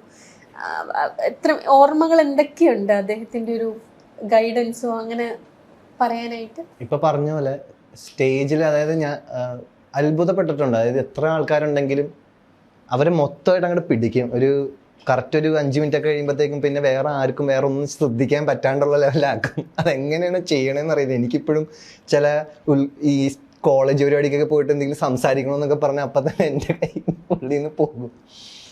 പക്ഷെ അത് എങ്ങനെയാണ് അത് ചെയ്യണമെന്ന് എനിക്ക് അറിഞ്ഞൂടാ. അത് ഭയങ്കര ബ്രില്യൻ്റ് ആണ്. ഐ മീൻ സ്റ്റേജിൽ അങ്ങനെ ശരിക്കും ആ ഒരു അറ്റൻഷൻ ഹോൾഡ് ചെയ്ത് ചിലപ്പോൾ 3/4 മണിക്കൂർ 1 മണിക്കൂർ കണ്ടിന്യൂസ് 1 man ഷോ ഒക്കെ നിന്നിങ്ങനെ പറയും. അത് ഭയങ്കര സ്പോട്ട് ഇംപ്രവൈസ്ഡ് ഒക്കെയാണ്. അങ്ങനെ ഞാൻ ഇതുവരെ കണ്ടിട്ടുള്ള അങ്ങനെ പ്ലാൻ ചെയ്യണത് സ്റ്റേജ്. അതെ, അദ്ദേഹം ഗൈഡൻസ് എന്തെങ്കിലും ഇങ്ങനെ സിനിമയിലേക്ക് വന്നതിന് ശേഷം ചെറുതിലെ എന്തെങ്കിലും അഡ്വൈസ് അങ്ങനെയൊക്കെ തന്നിട്ടുണ്ടോ? ഒരു സർട്ടൻ റിയലിസം നമ്മുടെ ആക്ടിങ്ങിൽ ഉണ്ടാകണം എന്നുള്ളത് എനിക്ക് ഫസ്റ്റ് അങ്ങനെ പറയുന്നത് വാപ്ഷി തന്നെയാണ്. അപ്പം അത്തരം സിനിമകൾ അന്ന് കുറവായിരുന്നു. ഞാൻ സിനിമയിൽ അഭിനയിക്കുന്ന ടൈമിൽ നമുക്ക് കാണാൻ പറ്റുന്നത് എണ്ണങ്ങൾ, അതായത് ഇവിടെ എണ്ണങ്ങൾ കുറവാണ്, അല്ലെങ്കിൽ പുറത്തുള്ള പടങ്ങളൊക്കെ ആയിരിക്കും കുറച്ച്. പക്ഷെ വാപ്ഷി ആ പടങ്ങളൊന്നും കണ്ടിട്ടാണോ അല്ലയോ എന്നൊന്നും അറിഞ്ഞൂടാ. ഇങ്ങനെ പറയുന്നത് നമ്മളൊരു സർട്ടൻ റിയൽ ഇമോഷൻ നമുക്ക് കൺവേ ചെയ്യാൻ പറ്റിയാൽ എന്നൊക്കെ പറഞ്ഞുള്ള ചർച്ചകളൊക്കെ ഉണ്ടായിട്ടുണ്ട്. ഐ മീൻ എന്നോട് അങ്ങനെ സംസാരിച്ചിട്ടുണ്ട് വാപ്ഷി. ഫാദറിന് പണ്ടോട്ടേ ആഗ്രഹം ഉണ്ടായിരുന്നു ഷെയ്ൻ ഒരു സിനിമ നടനാവണം, അങ്ങനെ ആക്ടർ ആവണം എന്നൊക്കെ? എനിക്കൊന്നും ഉണ്ടായിട്ടുണ്ടാവും. എന്നോട് അങ്ങനെ പറഞ്ഞിട്ടില്ല. ഉണ്ടായിട്ടുണ്ടാവും. പറവേ വാപ്ചി ലാസ്റ്റ് ഉണ്ടോ എൻ്റെ. അത് ഭയങ്കര സന്തോഷമായിട്ടാണ്. വാപ്ചി ഈ പടം ഇറങ്ങിയ ടൈമിലുണ്ടായില്ല. വാപ്ചി അമേരിക്കയിലൊരു ഷോയിലായിരുന്നു. അത് കഴിഞ്ഞ് പടം കുറച്ചായി. എന്നിട്ട് അവിടെ ഏതോ PVR എന്നിട്ടും അത്യാവശ്യം ആൾക്കാരുണ്ടായി. എന്നെ കാണിക്കുമ്പോൾ കയ്യൊക്കെ അടിച്ചു. അതൊക്കെ കണ്ടപ്പോൾ വാപ്ചി ഭയങ്കര ഹാപ്പി ആയിരുന്നു. അബിയുടെ മകൻ എന്നുള്ളൊരു ലേബൽ സഹായിച്ചിട്ടുണ്ടോ, ഏതെങ്കിലും രീതിയിൽ സഹായിച്ചിട്ടുണ്ടോ സിനിമയിൽ? സിനിമയുടെ ഏത് പ്രോസസ്? സിനിമ മൊത്തത്തിൽ നമ്മൾ ഇന്ററാക്ഷനിലാണെങ്കിലും അല്ലെങ്കിൽ ഇപ്പോൾ റോൾസ് കിട്ടുന്നതിലാണെങ്കിലും അങ്ങനെ എന്തെങ്കിലും രീതിയിൽ സഹായം? തീർച്ചയായിട്ടും ഇപ്പോൾ റോൾസ് കിട്ടുന്നതിൻ്റെ കാര്യം എനിക്ക് അറിയില്ല. എന്നാലും ഇപ്പം നമ്മൾ എവിടെയെങ്കിലും ചെന്ന് കഴിയുമ്പോൾ വാപ്ചിയുടെ ഫ്രണ്ടാണ് കേട്ടോ എന്ന് പറയാത്ത ഒരാൾക്കാരെ കുറവാണ്. വാപ്ചിനായിട്ട് നല്ല കണക്ഷൻ ഉണ്ടായിരുന്നു. വാപ്ചി എനിക്ക് തോന്നുന്നു ഭയങ്കര എല്ലാവരുമായിട്ടും നല്ല സൗഹൃദമുള്ള ഒരാളായിരുന്നു. എന്നാൽ ഒരുപാട് സുഹൃത്തുക്കൾ ഇല്ലാത്ത ഒരാളായിരുന്നു. അങ്ങനത്തെ ഒരാളായിരുന്നു തോന്നുന്നു. എല്ലാവരുമായിട്ടും എവിടെ ചെന്നാലും പറയും വാപ്ചിയുടെ പഴയ നല്ല സുഹൃത്തായിരുന്നു. അതൊരു സ്നേഹമാണ്. അതെ, അബിയുടെ മകൻ എന്നുള്ളൊരു ലേബലിൽ നിന്ന് ഷെയ്ൻ നിഗം എന്നുള്ളൊരു പേര് വളരെ പെട്ടെന്ന് തന്നെ പക്ഷെ എസ്റ്റാബ്ലിഷ് ചെയ്യാൻ പറ്റിയിട്ടുണ്ട് ഷെയ്ൻ. അത് കോൺഷ്യസ് ആയിട്ട് അങ്ങനെ ഒരു ലേബൽ അറിയണ്ട, എനിക്കൊരു പേര് ഉണ്ടാക്കി എടുക്കണം, അങ്ങനെ തന്നെ അങ്ങനെയൊന്നും അല്ലാന്നേ ഞാൻ പറഞ്ഞില്ലേ നിങ്ങളോട്. എനിക്ക് അതിനുള്ള കഴിവൊന്നും എനിക്കില്ല. നമുക്കങ്ങനെ ശരിക്കും പറഞ്ഞു കഴിഞ്ഞാൽ ഇപ്പം ഞാനൊരു ദിവസം അതാ പറഞ്ഞത്, ഞാനിപ്പോൾ ഒരു ദിവസം ചിന്തിക്കുകയാണ്, ഇപ്പോൾ ചോദിച്ച പോലെ എനിക്ക് ഷെയ്ൻ നിഗം എന്ന പേരിൽ അറിയപ്പെടണം, അതിനുവേണ്ടി ഞാൻ സിനിമകൾ ചെയ്യുന്നു, അങ്ങനെയൊന്നും അല്ല കേട്ടോ. അങ്ങനെ ഒരു ജേണി എനിക്ക് ഉണ്ടായിട്ടില്ല. ഞാനതാ പറഞ്ഞു, ഒരു സിനിമ വരുന്നു, അതെനിക്ക് കണക്റ്റ് ആവുന്നു, അത് ചെയ്യുന്നു, ആ പടം ഇറങ്ങി അതിന് വിജയം ഉണ്ടാവുന്നു, പരാജയം ഉണ്ടാവുന്നു, ട്രോളുന്നു, അല്ലെങ്കിൽ അതൊക്കെ സംഭവിക്കുന്നു, വാട്ട് ഇറ്റ് സംഭവിക്കുന്നു, അതെല്ലാം ഞാൻ കാണുന്നു, പിന്നെ അടുത്ത പരിപാടി ചെയ്യുന്നു. അതായത് പറയുമ്പോൾ ഇതിപ്പോൾ ഞാൻ വളരെ എളുപ്പത്തിൽ പറയുന്നുണ്ടെങ്കിലും എല്ലാത്തിലൂടെയും കടന്നു പോകുന്നൊരു ജേണി എന്നുള്ളതാണ്. ഈ സിനിമയിൽ എത്തിപ്പെട്ടില്ലായിരുന്നെങ്കിലൊക്കെ എന്തായാലും? എഞ്ചിനീയറിംഗ് ആയിരുന്നു. എഞ്ചിനീയറിംഗ് ചെയ്തുകൊണ്ടിരിക്കുമ്പോഴാണ് കിസ്മത്തിലേക്ക് കിട്ടുന്നത്. സെക്കൻഡ് ഇയർ ആണ് കിസ്മത്ത് അഭിനയിക്കുന്നത്. എനിക്ക് തോന്നുന്നു സിനിമ ഇറങ്ങുന്നത് തേർഡ് ഇയർ കഴിയുന്ന ടൈമിലാണ്. പിന്നെ ഒരു വർഷം കുറച്ച് മാസം അത് ഇറങ്ങാതെ ഇരുന്നിരുന്നു പടം. പിന്നെ അത് കഴിഞ്ഞ് എനിക്ക് പിന്നെ വർക്കുകൾ വന്നു. കെയർ ഓഫ് ഷെറാബാന് വന്നു, പറവ വന്നു, അങ്ങനെ ചെയ്ത് ഇഷ്ടമായിരുന്നു എഞ്ചിനീയറിംഗ്? ഇല്ല, അത് എല്ലാവരും മറ്റേ ഒരു ഫാഷനായിരുന്നല്ലോ ആ ടൈമിൽ. എഞ്ചിനീയർ അല്ലെങ്കിൽ ഡോക്ടറാണോ ഫാഷൻ. പിന്നെ വീട്ടിൽ സിനിമ ഞാൻ പറഞ്ഞു എനിക്കിപ്പോൾ ക്യാമറാമാൻ ആവണമെന്നാണ് പറഞ്ഞത്. പക്ഷെ അവർ പറഞ്ഞത് ഒരു ബേസിക് ആയിട്ട് നല്ലൊരു ഡിഗ്രി എടുക്കണം. കാര്യം ഇതല്ലെങ്കിൽ സിനിമ നമുക്ക് ഡിപ്പെൻഡ് ചെയ്യാൻ പറ്റുന്ന പ്രൊഫഷൻ അല്ല. കാര്യം അതെനിക്ക് എക്സാമ്പിൾ എൻ്റെ വീട്ടിൽ തന്നെ ഉണ്ടായി വാപ്ചി. അപ്പോൾ അതിനുവേണ്ടിയും കൂടെ എടുത്താണ്. ഇപ്പോൾ ഷെയ്ൻ നേരത്തെ പറഞ്ഞിരുന്നല്ലേ ഒരു അവസരം വന്നപ്പോൾ കഥ മുഴുവനായിട്ട് പറഞ്ഞില്ല, ക്യാരക്ടറിൻ്റെ ഭാഗം മാത്രമേ പറഞ്ഞു. അങ്ങനെ ഇൻഡസ്ട്രിയിൽ ഒരുപാട് എക്സിസ്റ്റിംഗ് ആയിട്ടുള്ള ഒരുപാട് നോംസ് ഉണ്ട്, ഒരുപാട് റൂൾസ് പോലെയായിരുന്നു. ഇങ്ങനെയൊക്കെയാണ് ഞങ്ങളിവിടെ, ഇതെന്ന് ചോദ്യം ചെയ്യുന്നവർക്കെതിരെ നമ്മൾ എപ്പോഴും പ്രതികരിക്കും. അത് അല്ലേ? അപ്പൊ അത് ഷെയ്നിനെ ഒരുപാട് എഫക്ട് ചെയ്തിട്ടുണ്ടെന്ന് തോന്നുന്നു. അപ്പൊ ഷെയ്നിന് ഇതിൽ മാറ്റം ഇല്ല, ചോദിക്കണം, എൻ്റെ അവകാശങ്ങൾ ചോദിക്കണം എന്ന് അതിനുള്ളൊരു ധൈര്യം എങ്ങനെയാണ് തുടക്കക്കാരൻ എന്ന നിലയിൽ ഷെയ്ൻ അതിനുണ്ടായിരുന്നത്? അതെനിക്ക് പണ്ടേ ഉണ്ടായിരുന്നു എന്നുള്ളതാണ്. അത് ഒരു ദിവസം വന്ന ധൈര്യമല്ല. അതാ ഞാൻ നേരത്തെ പറഞ്ഞു. ഞാൻ അന്ന് ഐ തിങ്ക് അന്യ റസൂൽ മാത്രമേ ചെയ്തിട്ടുള്ളൂ. അപ്പോൾ എനിക്ക് ടൈറ്റിൽ ക്യാരക്ടറാണ്, നല്ല ക്യാരക്ടറാണെന്ന് പറഞ്ഞ് നമ്മൾ വിളിക്കണം. അപ്പോൾ എനിക്ക് ഇത്രേ ഉള്ളൂ, എനിക്കിത് എന്താ സംഭവം എന്ന് അറിയാനാണ്. അല്ലാതെ എനിക്ക് അത് വേറെ ഒരു കാര്യം എനിക്ക് ചോദ്യം ചെയ്യാനല്ല. ഞാൻ ചെയ്യുന്ന സിനിമയുടെ കഥ അറിയാൻ വേണ്ടിയിട്ടാണ് ഞാൻ ചോദിക്കുന്നത്. അതെനിക്ക് തോന്നുന്നൊരു ബേസിക്, അതൊരു കൗതുകം, അല്ലെങ്കിൽ എന്നാലും എനിക്ക് വർക്ക് ചെയ്യാൻ പറ്റുള്ളൂ എന്ന് തോന്നിയിട്ടുണ്ട്. ഇപ്പോൾ ചില പടങ്ങൾ കഥ എന്ന് പറയും, എക്സലൻ്റ് ആയിട്ട് അവർ കഥ പറയും, നറേഷനൊക്കെ ഭയങ്കര ഗംഭീരമായിരിക്കും. അത് ചിലപ്പോൾ ഹാഫ് ആൻ അവറിൽ തീർത്തിട്ട് പോകും. പക്ഷേ ഈ 2.5 മണിക്കൂർ അവരെങ്ങനെയാണ് ഈ സ്ക്രീൻ പ്ലേയിൽ കൊണ്ടുപോകുക എന്നുള്ളത് ചിലപ്പോൾ ഞാൻ ചോദിച്ചാൽ അത് ചിലപ്പോൾ അവർക്ക് ഒഫൻഡഡ് ആവും. ഞാൻ ഇത്രയൊക്കെ ചെയ്ത ആളല്ലേ, അപ്പോൾ എൻ്റെ അടുത്ത് ഇങ്ങനെ ചോദിക്കാമോ? അത് ഞാൻ ചോദിക്കുന്ന കാരണമല്ല, ഞാൻ എന്താ ചേട്ടാ നിങ്ങൾ എൻ്റെ അടുത്ത് നിന്ന് എക്സ്പെക്ട് ചെയ്യണമെന്ന് അറിയാനാണ്. ആ ഒരു ഐഡിയ മനസ്സിലാവുന്നുണ്ടോ? അതായത് എനിക്കൊന്ന് അറിയാനാണ് ഞാൻ എന്താ ചെയ്യണ്ടേ, ഞാൻ എന്താ നിങ്ങളെന്ത് എക്സ്പെക്ട് ചെയ്യണം. അല്ലാതെ ഞാനിപ്പോൾ ഒന്ന് കൈ കൊടുത്തിട്ട് അവിടെ വന്നിട്ട് ഞാനിങ്ങനെ അവിടെ പെട്ടെന്ന് ഞാനൊരു കാര്യം കാണുകയാണ്, ഇത് ഞാൻ മനസ്സുകൊണ്ട് പ്രിപ്പയർഡ് അല്ലെങ്കിൽ എനിക്ക് എങ്ങനെ ചെയ്യാൻ പറ്റും?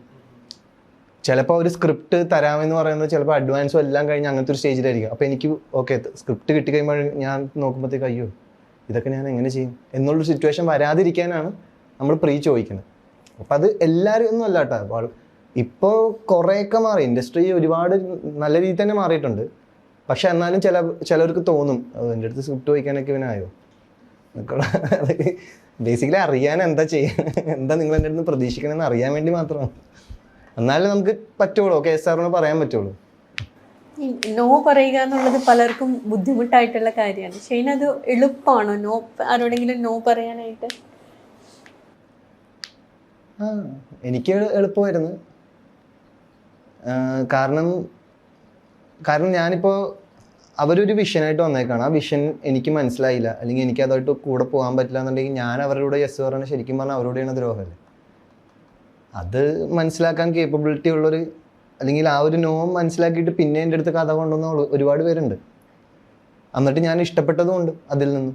അപ്പോൾ ഒരിക്കലും അതുകൊണ്ടല്ലോ ഒരു ഇതൊന്നും പേഴ്സണലായ ഒരു ഇതല്ലല്ലോ. നമുക്ക് ഒരു കഥ ചിലപ്പോൾ നമുക്ക് വർക്കാവാത്തായിരിക്കും, അല്ലെങ്കിൽ ചിലപ്പോൾ അത് വേണ്ടാന്ന് തോന്നായിരിക്കും, ചിലപ്പോൾ നമുക്ക് അടുത്തൊരു പടമായിട്ട് ചെയ്യാനായിട്ട് നമുക്കൊരു ഇൻട്രസ്റ്റ് തോന്നില്ലായിരിക്കും. പല ഫാക്ടേഴ്സ് ഉണ്ടല്ലോ. സോ നോ അത്ര ടഫുള്ള പരിപാടിയല്ല എനിക്ക് ഇപ്പോൾ. മലയാളത്തെ അപേക്ഷിച്ച് തമിഴിൽ കുറച്ചും കൂടെ വർക്ക് ലൈഫ് ബാലൻസ് ഉണ്ടെന്ന് ഷെയ്ൻ പറഞ്ഞിട്ടുണ്ടാണ്. അതെ അതെ, ഇപ്പോഴത് വിശ്വസിക്കുന്നുണ്ടോ? വർക്ക് ലൈഫ് ബാലൻസ് ഉണ്ടെന്ന് തമിഴിൽ ഉണ്ടെന്ന് പറഞ്ഞിരുന്നു, ഇപ്പോഴും അത് വിശ്വസിക്കുന്നുണ്ടോ? അത് എന്തുകൊണ്ടാണ് മലയാളത്തിൽ ഇല്ലാത്തത് എന്നാണ്. വർക്ക് ലൈഫ് ബാലൻസ് എന്ന് ഉദ്ദേശിക്കുന്നത് ടൈമിൻ്റെ കാര്യം പറഞ്ഞതാണോ? യെസ്, അത് കറക്റ്റാണ്. അതായത് നമുക്കവിടെ മോർണിംഗ് ഒരു വാട്ട് എവർ ദ ടൈം വന്നു കഴിഞ്ഞാൽ നമുക്കത് ഈവനിങ് പരിപാടി കഴിയും. അവിടെ ഈവനിങ് കഴിയും. ചില ദിവസം മിക്ക സൺഡേസ് നമുക്ക് ഓഫായിരിക്കും. അത് എന്തുകൊണ്ടാണ് അത് ഗുഡ് എന്ന് വെച്ച് കഴിഞ്ഞാൽ നമ്മൾ ഭയങ്കരമായിട്ട് എക്സോസ്റ്റഡ് ആവില്ല. കണ്ടിന്യൂസ് ആയിട്ട് നമ്മൾ ഒരു കാര്യം നമ്മൾ ഇതായിട്ടുണ്ടെങ്കിൽ നമുക്കൊരു ഒന്ന് ഡിറ്റാച്ച് ചെയ്ത് ഇതിനെ തന്നെ ഒന്നും നോക്കി കാണാൻ പറ്റില്ല. നമ്മൾ അതിൻ്റെ ഉള്ളിൽ മാത്രമായിരിക്കും. സോ അതാണ് ഞാൻ ഉദ്ദേശിച്ച ഒരു ബാലൻസ്. അത് അവിടെ എനിക്ക് തോന്നുന്നു അത് നല്ലൊരു കാര്യമാണെന്ന് തോന്നുന്നു. അതിപ്പോൾ എനിക്ക് തോന്നുന്നത് എല്ലാ ജോബിനും അങ്ങനെ ഒരു സാധനം ഉണ്ട്. പക്ഷെ നമ്മുടെ ഈ ജോബിന് അത് കുറവാണ്. അത്തരം കാര്യങ്ങൾ ചിലപ്പോൾ നമുക്ക് രാവിലെ പോകേണ്ടി വരും, ചിലപ്പോൾ നമ്മൾ വന്ന് കിടക്കണം 10-11 മണിക്ക്, പിന്നെ നമ്മൾ രാവിലെ എനിക്ക് പോകേണ്ടി വരും. ഇതിങ്ങനെ ഒരു 10-14 ദിവസമൊക്കെ കഴിയുമ്പോൾ എന്താ ഞാനിത് ചെയ്തുകൊണ്ടിരിക്കണേന്നുള്ളൊരു സെൽഫ് സാധനം ചിലപ്പോൾ നമുക്ക് വിട്ടുപോകും. അതാണ് ഞാൻ ഉദ്ദേശിച്ചത്. അവിടുത്തെ ആ ഒരു കൾച്ചർ നല്ലതാണെന്ന് പറഞ്ഞാൽ. അവിടെ സൺഡേസിൽ ഓഫാണ്. സൺഡേസ് അവിടെ ഓഫുണ്ട്. സൺഡേസ് അവർക്ക് വർക്ക് ചെയ്യണമെങ്കിൽ ഡബിൾ ബാറ്റ് കൊടുക്കണം. അതുകൊണ്ട് അവർ മിക്കപ്പോഴും അത്രയും ഒരു ആക്ടറിൻ്റെ ഡേറ്റിൻ്റെ പ്രശ്നം ഉണ്ടെങ്കിൽ മാത്രമേ അവർ അങ്ങനെ വെക്കുള്ളൂ, അല്ലെങ്കിൽ അവിടെ ഓഫായിരിക്കും. വേറെ എന്തെങ്കിലും ചേഞ്ചസ് ഷെയ്ൻ നോട്ടീസ് ചെയ്തോ? മലയാളത്തിലും തമിഴും വർക്ക് ചെയ്യുമ്പോൾ ആളുകളുടെ റിസപ്ഷൻ ആണെങ്കിലും പൊതുവേ ഉള്ളൊരു വർക്കിംഗ് അറ്റ്മോസ്ഫിയർ അങ്ങനെ എന്തെങ്കിലും? കുറേ ഇപ്പോൾ ഈ പറഞ്ഞ പോലെ ഇതെല്ലാം വ്യക്തിപരമാണ് കേട്ടോ. ഇപ്പം ഞാൻ പറയുന്നത് ഇപ്പം എൻ്റെ ഒരു എക്സ്പീരിയൻസ് കൊണ്ട് തമിഴ് സിനിമ മൊത്തം അങ്ങനെയാണെന്ന് പറയാൻ നമുക്ക് പാടില്ലല്ലോ, അല്ലെങ്കിൽ എൻ്റെ ഒരു എക്സ്പീരിയൻസ് കൊണ്ട് മലയാള സിനിമ മൊത്തം ഇങ്ങനെയാണെന്ന് പറയാനും പാടില്ല. എൻ്റെ ഒരു എക്സ്പീരിയൻസിൽ ഭയങ്കര ലവബിൾ ആയിട്ടുള്ളൊരു ക്രൂ ആയിരുന്നു, റെസ്പെക്റ്റ്ഫുൾ ആയിരുന്നു. ഐ മീൻ സോ അതൊക്കെ എനിക്ക് നല്ലൊരു എൻ്റെ ഈ ഉള്ള അനുഭവത്തിൽ നല്ലതായിരുന്നു. ഇപ്പോൾ അത് കഴിഞ്ഞ് ഞാനിപ്പോൾ ഇവിടെ വന്ന് ബൾട്ട് ചെയ്യുമ്പോഴും എനിക്ക് അതിനേക്കാളും വളരെ നല്ല എക്സ്പീരിയൻസ് ആയിരുന്നു ഇവിടെ. കാര്യം ഞാൻ അങ്ങനെ ഒരു പ്രൊഡ്യൂസറിനെ, ഇപ്പോൾ സന്തോഷ് ചേട്ടനെ പോലത്തെ ഒരു പ്രൊഡ്യൂസറിനെ എനിക്ക് അങ്ങനെ കണ്ടിട്ടില്ല. ഇപ്പോൾ ഞാൻ ചെയ്തു വെച്ചുകൊണ്ടിരിക്കുന്ന ഒരു പടത്തിനേക്കാളും ബഡ്ജറ്റ് കൊണ്ടും അല്ലെങ്കിൽ വാട്ട് എവർ ആ പടത്തിന് വേണ്ടിയിട്ടാണ് ചെയ്തത്. ഇപ്പോൾ ഷെയ്ൻ നിഗമെന്ന് വെച്ച് ഇങ്ങനെ ഒരു പടം ചെയ്തിട്ട് ഇത്രയും പൈസ നമുക്ക് നേരത്തെ തിരിച്ച് കിട്ടും എന്നുള്ള ആംഗിളിലായിരിക്കും എല്ലാ പ്രൊഡ്യൂസേഴ്സും അപ്രോച്ച് ചെയ്യണമെങ്കിൽ സാർ ആ കഥയ്ക്ക് വേണ്ടിയിട്ടുള്ള ഒരാളെ സെലക്ട് ചെയ്തത്, അല്ലെങ്കിൽ കഥയ്ക്ക് വേണ്ടിയിട്ടാണ് സാർ സ്പെൻഡ് ചെയ്തത്. അല്ലെങ്കിൽ സന്തോഷ് ചേട്ടനും ബിനു ചേട്ടനും 2 പ്രൊഡ്യൂസേഴ്സാണ്. അപ്പോൾ അതൊക്കെ എനിക്ക് ഭയങ്കര ഇവിടെയും കൊണ്ട് നല്ലത് അവിടെ മാത്രമല്ല. തമിഴിൽ വേറെ സിനിമകൾ ചെയ്യാൻ പ്ലാൻ ഉണ്ടോ? അങ്ങനെ എന്തെങ്കിലും കേൾക്കുന്നുണ്ട്, പക്ഷെ ഒന്നും അങ്ങനെ ഒരു കൺഫേം ആവുന്നൊരു സിറ്റുവേഷനിലേക്ക് വന്നിട്ടില്ല. കേൾക്കുന്നുണ്ട്. ഇപ്പം കഥ ഈക്വലി തന്നെ മലയാളത്തിൽ നിന്നും തമിഴിൽ നിന്നും കേൾക്കുന്നുണ്ട്. ബൾട്ടി ഒരു സെക്കൻഡ് ഒരു എന്താ പറയുക next step in cinema career എന്ന് തോന്നുന്നുണ്ട് after a lot of turbulent times? എനിക്കറിയില്ല, സത്യം പറഞ്ഞാൽ എനിക്കറിയില്ല. കാര്യം നമുക്ക് പ്രെഡിക്റ്റ് ചെയ്യാൻ അത്രയും കഴിവൊന്നും തന്നിട്ടില്ലാത്തതുകൊണ്ട് എനിക്ക് ആ ദിവസം നിങ്ങൾ അറിയുന്ന പോലെ തന്നെ ഞാനും അറിയുന്നുള്ളൂ. ആ ഫസ്റ്റ് ഷോ കഴിയുമ്പോഴത്തേക്കും ജനങ്ങൾ അറിയുമല്ലോ, അത് അപ്പോഴേ ഞാനും അറിയുന്നുള്ളൂ. ഇതെനിക്ക് സ്വയം അങ്ങനെ തോന്നിയിട്ടുണ്ടോ ഇതെൻ്റെ ഒരു നെക്സ്റ്റ് സ്റ്റെപ്പാണ്, എൻ്റെ കംബാക്ക് ആണ്? സത്യം പറഞ്ഞാൽ അങ്ങനെ ഒരു പടത്തിനും എനിക്ക് തോന്നിയിട്ടില്ല. അതേപോലെ തന്നെ എനിക്ക് ഈ സിനിമയ്ക്കും ഒന്നും ഞാൻ പ്രെഡിക്റ്റ് ചെയ്യുന്നില്ല എന്നുള്ളതാണ്. ഷെയ്ൻ ഒരു ഇന്ററാക്ഷനിൽ പറഞ്ഞിരുന്നു ഈ സിനിമ ഷൂട്ട് തുടങ്ങുന്നതിന്റെ തലേദിവസം രാത്രിയൊക്കെ ഭയങ്കര ടെൻഷനാണ്, ഉറങ്ങാറില്ല, ആ ഫസ്റ്റ് ഡേ കഴിയുന്നവരെ ടെൻസ്ഡ് ആയിരിക്കും എന്ന് പറഞ്ഞു. ഇപ്പോഴും അങ്ങനെ തന്നെയാണോ? ഇപ്പോഴും അങ്ങനെ തന്നെയാണ്. കാര്യം ഇതൊരു പുതിയ സെറ്റാണല്ലോ, അവരുടെ ഒരു വർക്കിംഗ് അവരെങ്ങനെയാണ് ഇപ്പം. പക്ഷെ കുറേയും കൂടെ എനിക്കൊരു പറയാൻ പറ്റുന്നുണ്ട് ചില കാര്യങ്ങൾ. ഞാൻ പണ്ടൊക്കെ എന്ന് വെച്ച് കഴിഞ്ഞാൽ ചില ടേക്ക് എനിക്ക് ഓക്കെ അല്ലെങ്കിൽ ഞാനിങ്ങനെ മിണ്ടാണ്ടൊക്കെ ഇരിക്കുമായിരുന്നു, അല്ലെങ്കിൽ അത്. പക്ഷെ ഇപ്പം ഞാൻ കമ്മ്യൂണിക്കേറ്റ് ചെയ്യാൻ തുടങ്ങിയിട്ടുണ്ട് കുറച്ചും കൂടെ. ബ്രോന് അത് ഓക്കെയാണ്, അതിൽ വേറെ ഇങ്ങനെയും കൂടെ ഒന്ന് ട്രൈ ചെയ്ത് നോക്കണം. അപ്പോൾ ചിലർ എന്താ ബ്രോ ട്രൈ ചെയ്ത് നോക്കുന്ന പറയും. എന്നിട്ട് പറയില്ല അത് വേണ്ട ബ്രോ പഴയ തന്നെ നല്ലതെന്ന് പറയുന്നത്. അങ്ങനെയൊക്കെ സംഭവിക്കും. ടെൻഷൻ ഉണ്ട്. ഇപ്പോൾ പറഞ്ഞ പോലെ ഫസ്റ്റ് 2 ദിവസം അതിലേക്കൊന്ന് ജെല്ലായി വരാനായിട്ട് ഒരു ടെൻഷനുള്ള പ്രോസസ്സ് തന്നെയാണത്. ക്യാരക്ടറിലേക്ക് ഇറങ്ങിച്ചെല്ലാനുള്ള ആ ടെൻഷനാണോ അതോ ക്രൂ ആയിട്ടുള്ളൊരു റിലേഷൻഷിപ്പ്? എല്ലാം പെടും. ഇപ്പോൾ അതാണ് ഞാൻ എപ്പോഴും ഡയറക്ടറിനോട് ചോദിക്കും, നിങ്ങൾ ഇങ്ങനെ തന്നെയാണോ ഇയാളെ കണ്ടത്, ഇങ്ങനെ ആയിരിക്കുമോ ഇയാൾ ഇതിലിങ്ങനെ പറയാവുന്നതുകൊണ്ട് കുഴപ്പമുണ്ടാവും, അല്ലെങ്കിൽ ഇത്രയൊക്കെ ഇയാൾക്ക് ഇവിടെ പറയാമോ? പിന്നെ മിക്കപ്പോഴും നമ്മുടെ ഇവിടെ എന്ന് വെച്ചാൽ എനിക്ക് വേണം സിനിമ പ്രാക്ടിക്കലി എടുക്കുമ്പോൾ നമുക്ക് ഓർഡറിൽ ഷൂട്ട് ചെയ്യാൻ പറ്റില്ലല്ലോ. ചിലപ്പോൾ നമ്മൾ ഫസ്റ്റ് ഷൂട്ട് ചെയ്യണത് ഇൻ്റർവെല്ലിൽ കഴിഞ്ഞിട്ടുള്ള വേറൊരു രംഗമായിരിക്കും. അത് കഴിഞ്ഞിട്ട് ചിലപ്പോൾ നമ്മൾ എടുക്കാൻ പോണ ആദ്യത്തെ സീനായിരിക്കും. അത് ചിലപ്പോൾ എല്ലാം ഒരേ ദിവസം തന്നെ ആയിരിക്കും ഈ 3 സീനുകളും ചിലപ്പോൾ നടക്കുന്നത്, അല്ലെങ്കിൽ എൻ്റെ ഇൻ ബിറ്റ്വീൻ എങ്ങനെയും ഷഫിൾഡ് ആയിട്ടായിരിക്കും മിക്കപ്പോഴും ഷൂട്ട് ചെയ്യുക. അപ്പോൾ അതുകൊണ്ട് നമുക്ക് ഡയറക്ടറിൻ്റെ വിഷനെ ഡിപ്പെൻഡ് ചെയ്തേ നമുക്ക് പറ്റുള്ളൂ. കാര്യം അയാളായിരിക്കുമല്ലോ ഈ സിനിമ പൂർണ്ണമായും കണ്ടിട്ടുണ്ടാവുക. നമുക്ക് അത്രയും അങ്ങനെ ഒരു കാഴ്ചപ്പാട് ചിലപ്പോൾ ഉണ്ടാവണമെന്നില്ല. കാര്യം എൻ്റെ ക്യാരക്ടറിനെ കുറിച്ച് എനിക്കുണ്ടാവാം, പക്ഷെ സിനിമയെക്കുറിച്ചും ആ സീനിൽ ഈ കഥാപാത്രം ഇങ്ങനെ പെരുമാറണമെന്നൊക്കെ ഉള്ള ധാരണ നമുക്ക് ഡയറക്ടറിനെ ഉണ്ടാവുള്ളൂ. അപ്പോൾ ഞാൻ ആ ഡയറക്ടറിനെ ആയിരിക്കും പൂർണ്ണമായും ഡിപ്പെൻഡ് ചെയ്യുക. ഈ feeding of other actors energy എന്ന് പറയില്ലേ, ഷെയ്ൻ ഒരുപാട് മൾട്ടി സ്റ്റാർ പടങ്ങൾ ചെയ്തിട്ടുണ്ട്. തുടക്കകാലം തൊട്ട് തന്നെ നോക്കിക്കഴിഞ്ഞാൽ പറവ, കുമ്പളങ്ങി നൈറ്റ്സ്, RDX, ഈവൻ ഭൂതകാലം. അപ്പോൾ അത് ഷെയ്ൻ എങ്ങനെയാണ് കാണുന്നത്? മറ്റൊരു ആക്ടേഴ്സിന്റെ കൂടെ വർക്ക് ചെയ്യുമ്പോൾ അവരിൽ നിന്ന് കിട്ടുന്ന ആ ഒരു give and take, star established ആയതിനു ശേഷം അതിനകത്ത് എന്തെങ്കിലും മാറ്റം വന്നിട്ടുണ്ടോ? ഇല്ല, സെയിം ആണ് പ്രോസസ്സ്. കാര്യം നമുക്കൊരു നല്ല ആക്ടറാണ് ഓപ്പോസിറ്റ് നിൽക്കണമെങ്കിൽ നമുക്ക് ഭയങ്കര നമുക്ക് ബേസിക്കലി എന്ന് വെച്ച് കഴിഞ്ഞാൽ ഈ സീൻ പ്ലേ ചെയ്യുക എന്നുള്ളതാണല്ലോ. ഈ സീൻ വർക്ക് ആവാന്നുള്ളതാണ്. ഇപ്പോൾ എൻ്റെ മുഖത്ത് ഇങ്ങനെ ഒരു എക്സ്പ്രഷൻ ആ സീനിൽ കാണിക്കാൻ വേണ്ടിയിട്ടല്ല ഞാൻ ചെല്ലുന്നത്. ബേസിക്കലി ആ സീൻ വർക്ക് ആകാൻ വേണ്ടിയിട്ടാണ്. അപ്പോൾ ആ സീൻ വർക്ക് ആണെങ്കിൽ ഇപ്പോൾ ഓപ്പോസിറ്റ് നിൽക്കുന്ന ഞാനിപ്പോൾ ഒരു ഡയലോഗ് പറയുമ്പോഴത്തേക്കും ആ ഇമോഷനിൽ ഞാനൊരു ഡയലോഗ് പറയുന്നു, ആ വ്യക്തിയുടെ ആ ഇമോഷൻ എനിക്ക് തിരിച്ച് കിട്ടിക്കഴിഞ്ഞാൽ എനിക്ക് പിന്നെ ഇത് തിരിച്ച് പറയാൻ എളുപ്പമാണ്. ഇപ്പോൾ ഈവൺ അതൊരു തർക്കമാണെങ്കിൽ തിരിച്ച് തന്നെ ഭയങ്കരമായിട്ട് തർക്കിച്ച് കഴിഞ്ഞാൽ അപ്പോൾ ഈസി. അല്ലാതെ ഇപ്പോൾ ഇത് ഏത് രീതിയിലാണെങ്കിലും ഇപ്പോൾ ഒരു ഫണ്ട് ഇതായിട്ടുള്ള സീനാണെങ്കിൽ അവിടെ നിന്ന് ഒരു ഫണ്ണി ആയിട്ടുള്ള റിയാക്ഷൻ മതിയാവും ചിലപ്പോൾ എനിക്ക് ഇപ്പുറത്തുനിന്നൊരു രസമുള്ളൊരു കൗണ്ടർ എനിക്കത് പറയാൻ. So it's give and take ആണ് അൾട്ടിമേറ്റ്ലി. കുമ്പളങ്ങി നൈറ്റ്സിൽ സോബിനായിട്ടുള്ള കുറേ ഭയങ്കര മെമ്മറബിൾ ആയിട്ടുള്ള, നമുക്ക് ഭയങ്കര മെമ്മറബിൾ ആണ് ആ സീൻസ് ഇപ്പോഴും. ആ ആക്ടിങ് സമയത്തുള്ള എക്സ്പീരിയൻസ് എന്തെങ്കിലും ഓർമ്മ, പ്രത്യേകിച്ച് ആ ചേട്ടാന്ന് വിളിക്കാൻ പറയുന്ന സീനൊക്കെ? അതായത് ആ ഷൂട്ട് ബാക്കി എല്ലാ സിനിമകളിൽ നിന്നും വ്യത്യസ്തമാണ്. വ്യത്യസ്തമാകുന്നത് എങ്ങനെയെന്ന് വെച്ച് കഴിഞ്ഞാൽ, ഇപ്പോൾ സൗബിക്കായാലും അവിടെ ആ തുരുത്തി വന്നിട്ട് നേരെ കോസ്റ്റ്യൂമൊക്കെ ഇട്ട് ആളായിട്ട് നിൽക്കും. ഇപ്പം ബാസി ബ്രോ ആണെങ്കിൽ അവിടെ വന്നിട്ട് വേറൊരാളാണ്. അതായത് ആ വ്യക്തിയാണ് എന്നുള്ള സാധനമാണ്. അത് ക്യാരക്ടേഴ്സായിട്ട് അവിടെ ഇങ്ങനെ കുറേ പേര് നിൽക്കുകയാണ്, അവിടെ നിൽക്കുക. ഇപ്പം മാത്യു ആണെങ്കിലും നമ്മളുടെ ഒരു അനിയൻ, ഈ സീൻ നമുക്ക് ഫീൽ ചെയ്യാണ്, അല്ലാതെ ഓഫ് സ്ക്രീന് ഫീൽ ചെയ്യുന്ന ഒരു പരിപാടി ഉണ്ടല്ലോ.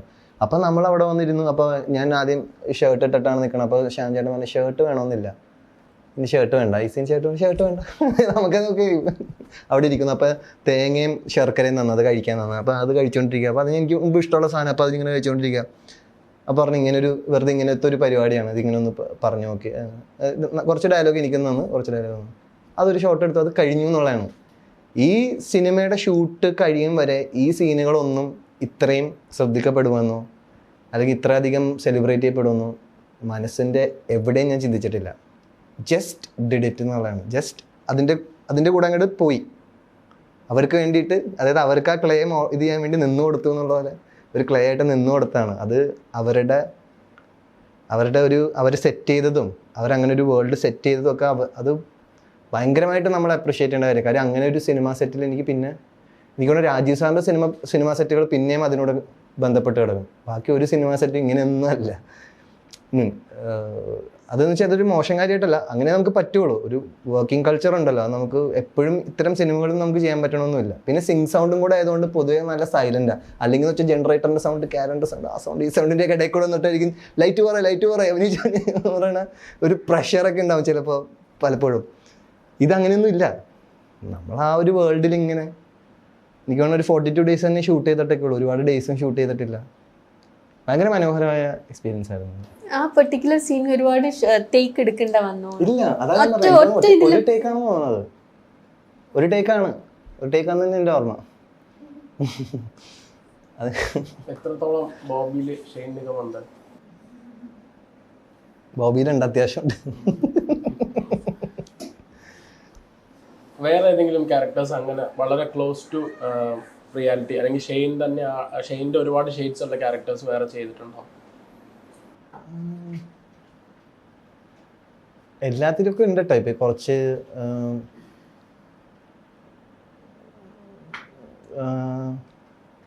ഭൂതകാലം പറയാം, വെയിൽ കുറച്ച് പറയാം. ഇതിലൊക്കെ ഒരു ചെറുതായിട്ടൊക്കെ പറയാം. എനിക്ക് കണക്റ്റ് ആവുന്ന അല്ലെങ്കിൽ എനിക്ക് ആ വ്യക്തിയെ മനസ്സിലാവുന്ന സിറ്റുവേഷൻസ് ഉണ്ട്. ഒട്ടും പരിചിതമില്ലാത്ത ഏതെങ്കിലും കഥാപാത്രം ചെയ്തിട്ടുണ്ടോ? ഒട്ടും പരിചയമില്ലാത്ത എനിക്ക്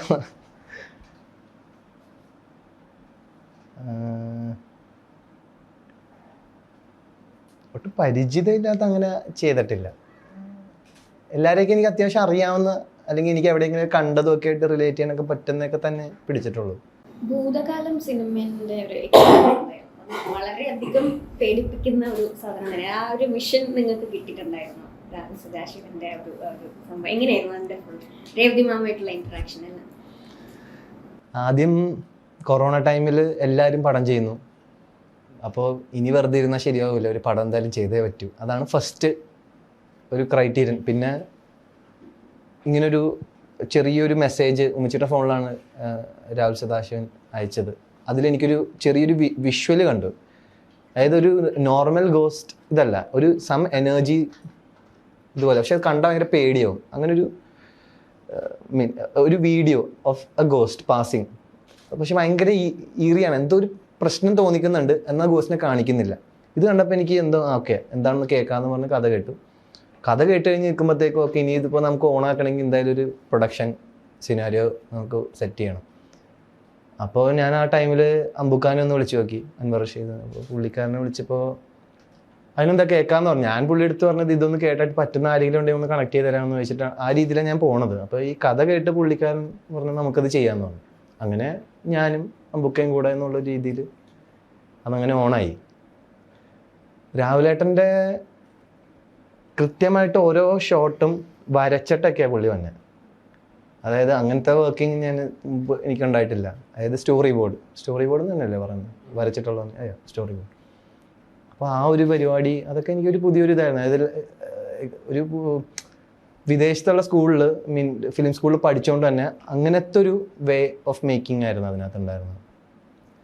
പിന്നെ എല്ലാം നല്ലൊരു ഗംഭീര എക്സ്പീരിയൻസ് ആയിരുന്നു. പിന്നെ രേവതി മാം ഒന്നും പറയണ്ടല്ലോ, നമുക്ക് ആ ഒരു സീനിൽ ആ ഒരു ആർട്ടിസ്റ്റ് നിൽക്കുമ്പോൾ അതാ പറഞ്ഞത് ഓട്ടോമാറ്റിക്കലി ആ ഒരു സീൻ അവിടെ നടക്കുകയാണ്.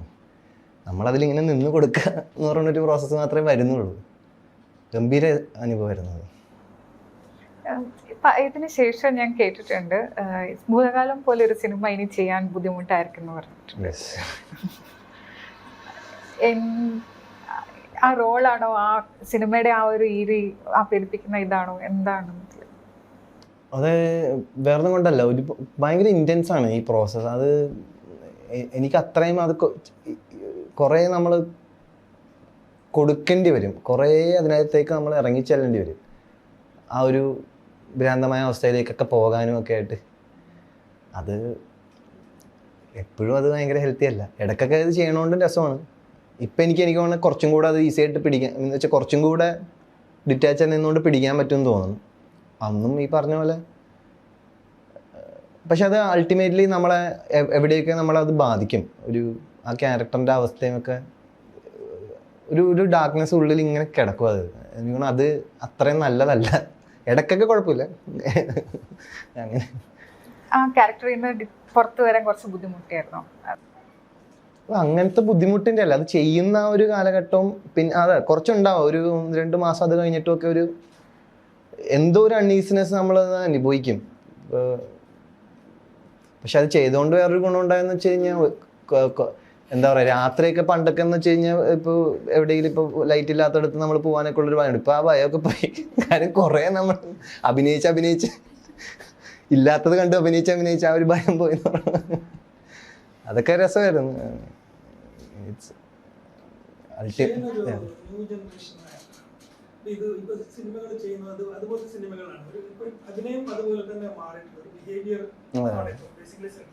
അപ്പോൾ ഈ കുറച്ചും കൂടി സീനിയർ ആക്ടേഴ്സിനെ കൂടി അഭിനയിക്കുന്നു, അതുപോലത്തെ ടെക്നീഷ്യൻസ് ഡയറക്ടേഴ്സിനെ ഒരു കൾച്ചറൽ ഡിഫറൻസസ് ഫീൽ ചെയ്യുന്നുണ്ട് ഫിലിം സെറ്റിൽ, അങ്ങനെ ഉണ്ടെങ്കിൽ അത് എങ്ങനെയാണ് ഡീൽ ചെയ്യുന്നത്?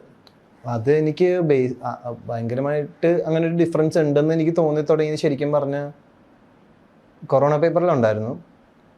അല്ലാതെ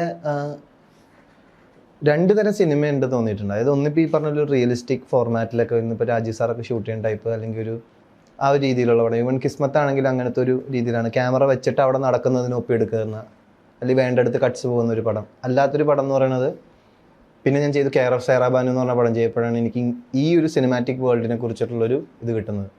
അതായത് അവിടെ നമുക്കൊരു മാർക്ക് തരും, അവിടെ നമ്മൾ നിൽക്കണം, അവിടെ അപ്പോഴത്തേക്കും ക്യാമറ നമ്മുടെ അടുത്തേക്ക് വരും, ചാർജ് ചെയ്ത് വരും, അപ്പോൾ വേറൊരു ആർട്ടിസ്റ്റ് ഡയലോഗ് പറയും, ഇപ്പോൾ ഇവിടെ തിരിയണം. ഇങ്ങനൊരു സ്കൂള് ആണ് അപ്പുറത്ത്. അതേ തന്നെ ഒരു രീതിയിലാണ് ഇപ്പോൾ പ്രിയൻ സാറിൻ്റെയൊക്കെ എന്ന് വെച്ച് കഴിഞ്ഞാൽ എഡിറ്റ് ചെയ്താണ് ഷൂട്ട് ചെയ്യണത്. എനിക്ക് ഫിലിമിൽ ഷൂട്ട് ചെയ്ത ആ ഒരു എക്സ്പീരിയൻസിൽ ഒരു ഡയലോഗ് പറഞ്ഞു കഴിഞ്ഞാൽ നമ്മൾ അതിന് ശേഷമായിരിക്കും ചിലപ്പോൾ റിയാക്ഷൻ കാണാം, അത് മുന്നേ കട്ട് ചെയ്ത് അടുത്ത ക്യാമറ അപ്പുറത്ത് പോയിട്ടുണ്ടാവും. അതെല്ലാം അത് അവരുടെ രീതിയാണത്. ഇപ്പോൾ ആ രീതിയിലാണ് ആ സിനിമകൾ ഷൂട്ട് ചെയ്ത് പോകുന്നതും എല്ലാം. അതെല്ലാം എനിക്ക് പുതിയ തന്നെ അനുഭവങ്ങളായിരുന്നു. ആ അനുഭവത്തിൽ നിന്നൊക്കെ എനിക്ക് അപ്പം എനിക്ക് അതിൽ നിന്ന് എനിക്കൊരു ലേണിംഗ് കിട്ടിയെന്ന് വെച്ച് കഴിഞ്ഞാൽ പണ്ട് എനിക്ക് ഒരുപാട് ക്യൂ വേണമായിരുന്നു ഒരു ഡയലോഗ് പറയാനായിട്ട്. ഇപ്പം എനിക്ക് അധികം ക്യൂ വേണ്ട.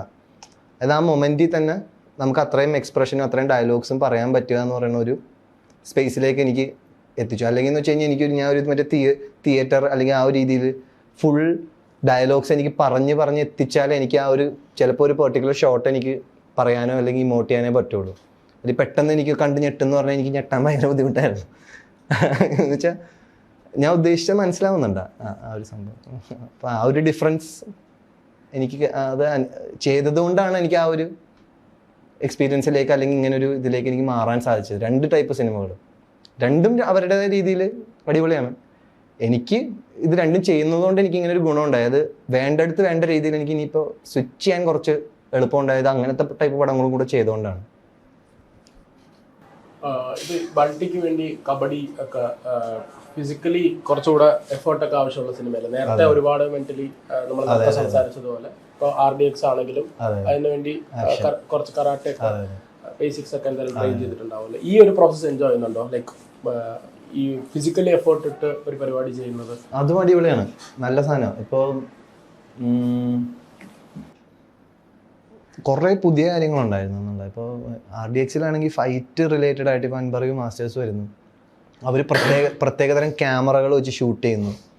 അപ്പോൾ ബേസിക്കലി നമ്മൾ ഒരു സെക്കൻഡ് കൊണ്ട് ചെയ്ത സാധനം ചിലപ്പോൾ ഇപ്പോൾ ഈവൺ ഒരു കിക്കായിരിക്കാം, അത് ചിലപ്പോൾ 1 or 2 സെക്കൻഡ്സിൽ ആ 1 or 2 സെക്കൻഡ്സിൽ നമുക്ക് കൺട്രോൾ ആ എങ്ങനെ ഞാൻ പറയാൻ ഉദ്ദേശിക്കുന്നത് വെച്ച് കഴിഞ്ഞാൽ ഇത് പക്ഷേ ഈ പറയുന്ന ഫാൻറ്റം പോലത്തെ ഒരു ക്യാമറ ഷൂട്ട് ചെയ്ത് കാണുമ്പോൾ ഇറ്റ്സ് ലൈക്ക് ഇത്രയും സ്ലോ മോഷനിൽ മറ്റേ 200 ഫ്രെയിംസിലൊക്കെ കാണുന്നതെന്ന് വെച്ച് കഴിഞ്ഞാൽ ഭയങ്കര സ്റ്റൈലൈസ്ഡ് ആയിട്ടുള്ള വേറെ സാധനം. അപ്പം ഞാൻ ഈ 2 സെക്കൻഡിൽ ചെയ്യുന്ന സാധനത്തിൽ എനിക്ക് ഭയങ്കരമായി കൺട്രോൾ കൊണ്ടുവരേണ്ട സിറ്റുവേഷൻ ഉണ്ട്. ആ 2 സെക്കൻഡിൽ ചിലപ്പോൾ ഇങ്ങനെ കൈ വെച്ച് ചിലപ്പോൾ ഈ കൈ ഇങ്ങനെ നീട്ടണമായിരിക്കും എന്ന് പറഞ്ഞാൽ എന്നാലും അത് ക്യാമറ ഭംഗി ഉണ്ടാവുള്ളൂ. ഈ സാധനം ഞാൻ പഠിക്കുകയാണ് RDX പോലത്തെ ഒരു പടം. ഇപ്പോൾ ഇത് ബൾട്ടിയിലേക്ക് വരുമ്പോൾ കബഡി ട്രെയിനിങ് ഉണ്ടായിരുന്നു, ഒരു 20-25 ഡേയ്സ് കബഡി ട്രെയിനിങ് ഉണ്ടായി. അല്ലാണ്ട് ഒരു ഫ്ലിപ്പ് ട്രെയിനിങ് ഉണ്ടായി, ഇങ്ങനെയുള്ള എയർ ജമ്പ് പരിപാടി അങ്ങനെയുള്ള സാധനങ്ങൾക്കൊക്കെ വേണ്ടി അതൊരു 10 to 15 ഡേയ്സ് ഉണ്ടായി.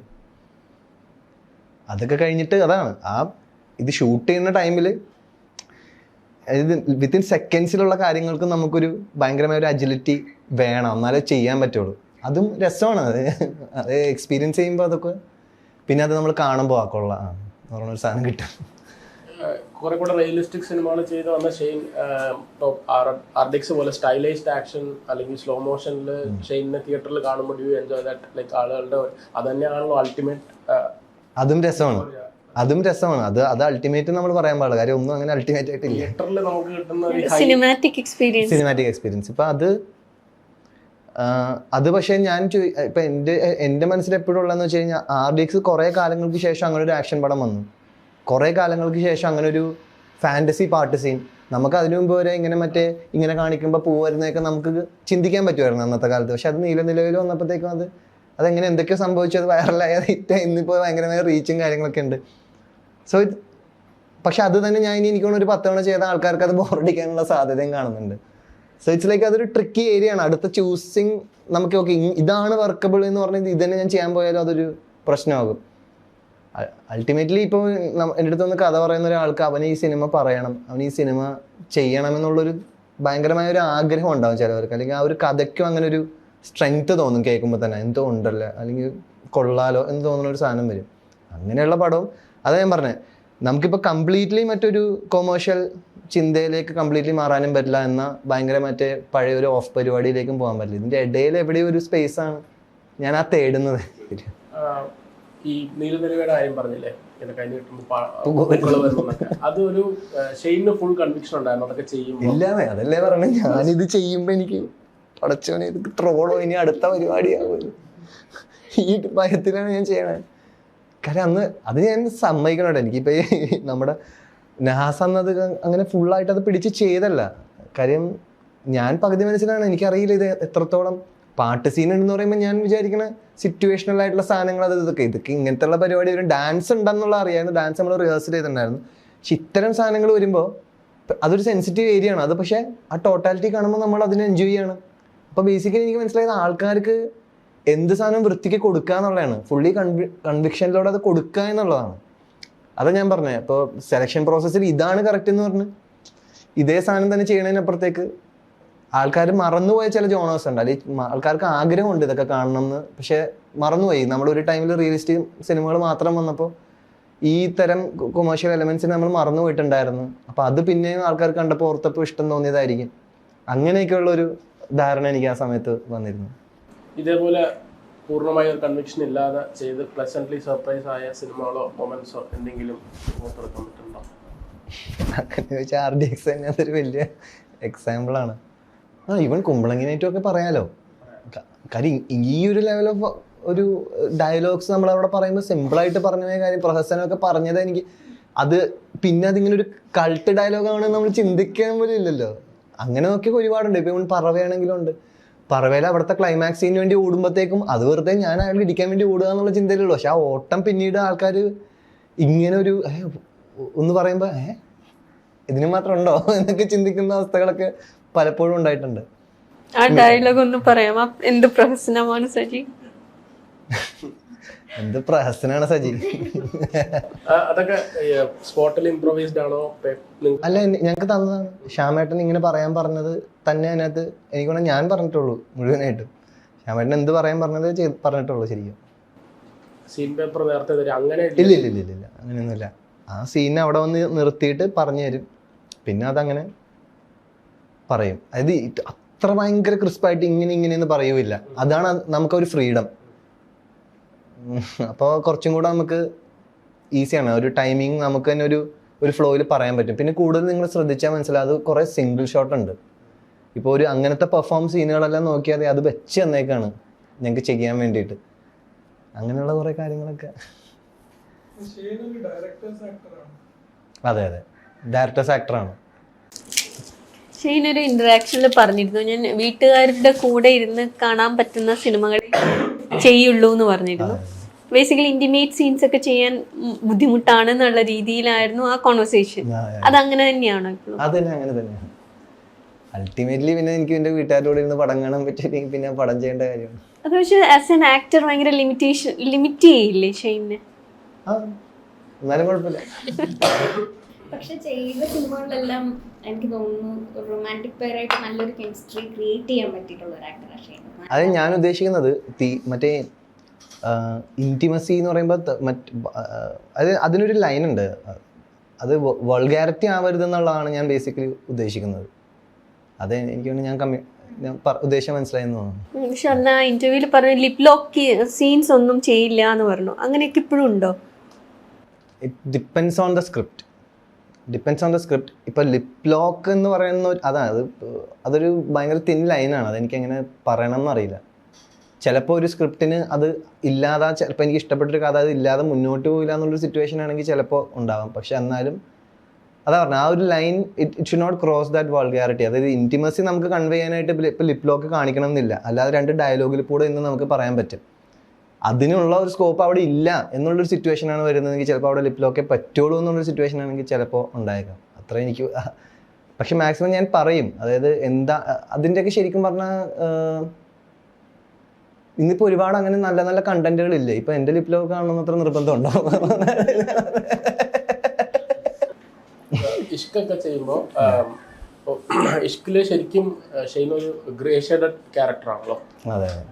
സെക്കൻഡ് ഹാഫിലേക്ക് വരുമ്പോൾ ഷെയ്നാണ് വില്ലൻ എന്ന രീതിയിൽ വരെ അത് ടേൺ ആവുന്നുണ്ട്. Like when you start abusing Shine ടോമിന്റെ അത് ചെയ്യുമ്പോൾ ഷെയ്ൻ്റെ പൂർണ്ണമായ ഒരു അണ്ടർസ്റ്റാൻഡിങ്ങോടെ തന്നെയായിരുന്നു. അതായത് ആ ക്യാരക്ടറിന് ഇങ്ങനെ ഒരു ഷെയ്ഡ് ഉണ്ട്, സ്വിച്ചിങ് ഉണ്ട് എന്നുള്ള ഒരു രീതിയിൽ like very okay with grey shaded roles very early in your career ആ ഒരു സമയത്ത്, because you are just establish ചെയ്തുകൊണ്ടിരിക്കുകയായിരുന്നു ഒരു. അതായത് അതിൻ്റെ ശരിക്കും പറഞ്ഞു കഴിഞ്ഞാൽ അതിൻ്റെ ഒരു ക്ലൈമാക്സിലുള്ള ഒരു ടൈലൻറ്റ് പോർഷൻ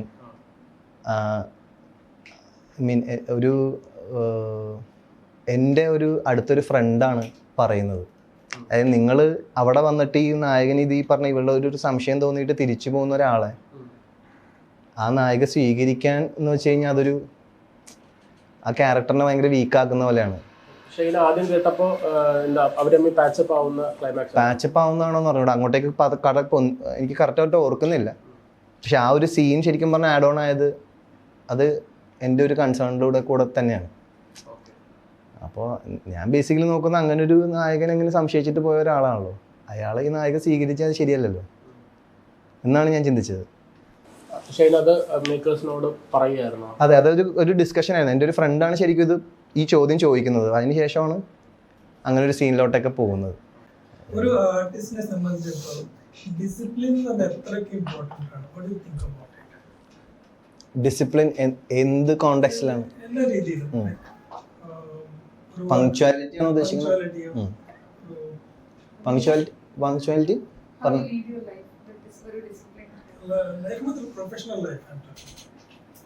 പിന്നെ നമുക്ക് കമ്മ്യൂണിക്കേഷനാണ് ഏറ്റവും ഇമ്പോർട്ടൻറ്റ്.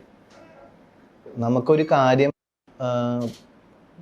കൃത്യമായി കമ്മ്യൂണിക്കേറ്റ് ചെയ്യാൻ പറ്റണം എന്നുള്ളതാണ് ഏറ്റവും ആ ഡിസിപ്ലിൻ്റെ ഏറ്റവും അടിസ്ഥാനപരമായ കാര്യം എന്നാണ് എനിക്ക് തോന്നിയിട്ടുള്ളത്. കമ്മ്യൂണിക്കേഷൻ ഗ്യാപ്പ് വരരുത് എന്ത് കാര്യത്തിലാണെങ്കിലും, വാട്ട് എവർ. ഇപ്പോൾ നമ്മൾ എത്തുന്ന സമയത്തിനാണെങ്കിലും അല്ലെങ്കിൽ നമ്മളുടെ പോകുന്ന കാര്യത്തിനാണെങ്കിലും അല്ലെങ്കിൽ ഇന്നൊരു ദിവസം എനിക്ക് ഇന്നത് ചെയ്യേണ്ട കാര്യം അല്ലെങ്കിൽ വാട്ട് എവർ ഇറ്റ് ഇസ്, ആ കമ്മ്യൂണിക്കേഷൻ ഭയങ്കര കൃത്യമായിരിക്കണം എന്നുള്ളതാണ്. സോ ബേസിക്കലി പറയുന്ന ഒരു കാര്യമാണ് ഇൻഡസ്ട്രിയിൽ പറയുന്നത് ഡിസിപ്ലിൻ ഇല്ലാന്നാണ്. അതിനിപ്പോ എന്താ എനിക്ക് അവരോട് എന്ത് പറയാനുള്ളത്? എൻ്റെ കാഴ്ചപ്പാടിൽ അങ്ങനൊരു അതായത് പങ്ക്ച്വാലിറ്റിയാണ് കറക്റ്റ്. ഡിസിപ്ലിൻ യൂസ് ചെയ്യുന്നത് എന്താണ് അതൊന്ന് പറയാമോ? പങ്ക്ച്വാലിറ്റിയുടെ കാര്യം ഞാൻ പറഞ്ഞുതരാം.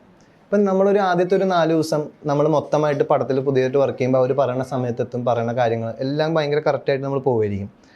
ഈ 4 ദിവസം നമ്മൾ വർക്ക് ചെയ്യുമ്പോൾ നമുക്ക് മനസ്സിലാവും ഒരു സമയത്തിന് വന്നു കഴിഞ്ഞാൽ എപ്പോഴായിരിക്കും അവരുടെ ഷോട്ട് ഏകദേശം ആകുക എന്നുള്ളൊരു ധാരണ ഉണ്ടാവും. ചില പടങ്ങൾ നമ്മൾ വന്നു കഴിഞ്ഞ് ഒരു 1 hourലൊക്കെ തന്നെ നമ്മളെ ഷോട്ടിന് വിളിക്കും. ചിലപ്പോൾ അതൊരു 2.5 വരെ നമുക്കൊരു വെയിറ്റിംഗ് ഉണ്ടാവും ആഫ്റ്റർ കോസ്റ്റ്യൂം ഇട്ടതിന് ശേഷം. അതൊരു പടത്തിൻ്റെ ജനറൽ സിനാരിയോ ആണ്. അതായത് അവരെടുത്ത് പോകുന്നതിൻ്റെ സ്പീഡും ഇതെല്ലാം കൂടെ ബേസ് ചെയ്തിട്ടാണ്. അങ്ങനൊരു സാഹചര്യത്തിൽ ഇപ്പോൾ എനിക്ക് ഒരു പ്രശ്നമില്ല അവിടെ വന്നിരിക്കുന്നതിന്, പക്ഷേ എനിക്ക് ഈ മേക്കപ്പും ഈ പറഞ്ഞ കോസ്റ്റ്യൂമും എല്ലാം ഇട്ട് കഴിഞ്ഞിട്ട് വാട്ട് എവർ ദ സീൻ ആ സീൻ എൻ്റെ തലയിൽ കൂടി ഇങ്ങനെ പോയിക്കൊണ്ടിരിക്കുമ്പോൾ എനിക്കത് എനിക്കത് പെർഫോം ചെയ്യണം. എന്നെ കുറേ നേരം അവിടെ ഇരുത്തി കഴിയുമ്പോൾ എനിക്കത് ആറിപ്പോകുന്നുള്ളതാണ്. അതാണ് ഞാൻ പറയുന്ന കൺസേൺ. അപ്പം നിങ്ങൾക്ക് ഇന്ന ദിവസം ഇന്ന സമയത്തിന് വരാൻ ഞാൻ 100% ആ സമയത്ത് വരും. പക്ഷെ അവിടെ വന്നിട്ട് പിന്നെ ഇങ്ങനെ മറ്റേ ഇരുന്ന് ലാഗാകുമ്പോൾ നമുക്ക് ചെയ്യാൻ വന്നിരുന്ന ഒരു സാധനമുണ്ട്. നമ്മൾ പ്രത്യേകിച്ച് ആ കോസ്റ്റ്യൂമും മേക്കപ്പും എല്ലാം കഴിയുമ്പോഴത്തേക്കും അതിങ്ങനെ നമുക്കൊന്നുമില്ല. നമുക്കിപ്പോൾ യൂറിൻ പാസ് ചെയ്യണം, നമ്മൾ കുറേ നേരമായിട്ട് വെയിറ്റ് ചെയ്യണം. അപ്പോൾ നമ്മൾ ഉള്ളൊരു അവസ്ഥയുണ്ടല്ലോ, അത് നമുക്ക് ഇമോട്ട് ചെയ്തേ പറ്റുള്ളൂ എന്ന് പറഞ്ഞൊരു സാധനമുണ്ട്. അല്ലെങ്കിൽ വാട്ട് എവർ, ചിലപ്പോൾ വാട്ട് എവർ ദി ഇമോഷൻസ് നമുക്കത് ചെയ്തേ പറ്റുമെന്നുള്ള അതിന് നമ്മൾ കുറേ നേരം ഇങ്ങനെ വരുമ്പോൾ നമുക്കത് ഒരു ബുദ്ധിമുട്ടാണ്. അപ്പോൾ നമ്മളത് പറയും. അപ്പോൾ പിന്നെ നമുക്ക് മനസ്സിലാവും ഓക്കെ ഇവരുടെ അടുത്ത് ഇപ്പോൾ ഒരു കുഴപ്പമില്ല, ഒരു 10 to 15 minutes ഒക്കെ ലേറ്റ് ആയാലും അത് പ്രശ്നമില്ല എന്നുള്ളൊരു സിറ്റുവേഷൻ വരും. അപ്പോൾ അങ്ങനെ നമ്മളത് കണ്ടിന്യൂസ് ആയിട്ട് അത് ചിലത് പോകും. ഇപ്പോൾ അതാണ് എൻ്റെ പങ്ക്ച്വാലിറ്റിനായിട്ടുള്ള എൻ്റെ ഒരു ടേക്ക് അതാണ്. അല്ലാതെ അങ്ങനെയാണെന്നുണ്ടെങ്കിൽ ഞാനിപ്പോൾ ഈ ചെയ്ത പടങ്ങളൊന്നും ഇറങ്ങാതിരിക്കണം, ഷൂട്ടിംഗ് തീരാതിരിക്കണം. അതിപ്പോൾ പ്രശ്നങ്ങൾ നടന്നിരിക്കുന്നത് അപൂർവമായ ഇപ്പോൾ 1-2 പരിപാടി അല്ലെങ്കിൽ 3 പരിപാടികളിലാണെങ്കിൽ ബാക്കിയും ഞാൻ സിനിമകൾ അഭിനയിച്ചിട്ടുണ്ട്. ബാക്കിയും സെറ്റുകളിൽ ഞാൻ പോയിട്ടുണ്ട്, ബാക്കിയും ഷൂട്ടുകൾ നടന്നിട്ടുണ്ട്. അപ്പോൾ അവിടെ എങ്ങനെ നടന്നുള്ളതും കൂടെ അന്വേഷിക്കേണ്ടിയിരിക്കും ഇങ്ങനൊരു ആരോപണം എന്നെ മേൽ പറയുന്നതിന് മുമ്പ്. ടാർഗറ്റ് ചെയ്യപ്പെട്ടതായിട്ട് തോന്നിയിട്ടുണ്ട്? ഇല്ല മിസ്അണ്ടർസ്റ്റുഡ് ആണെന്ന് തോന്നിയിട്ടുണ്ടോ? ഇല്ല, മിസ്അണ്ടർസ്റ്റുഡ് ആണെന്ന് തോന്നിയിട്ടില്ല. ബേസിക്കലി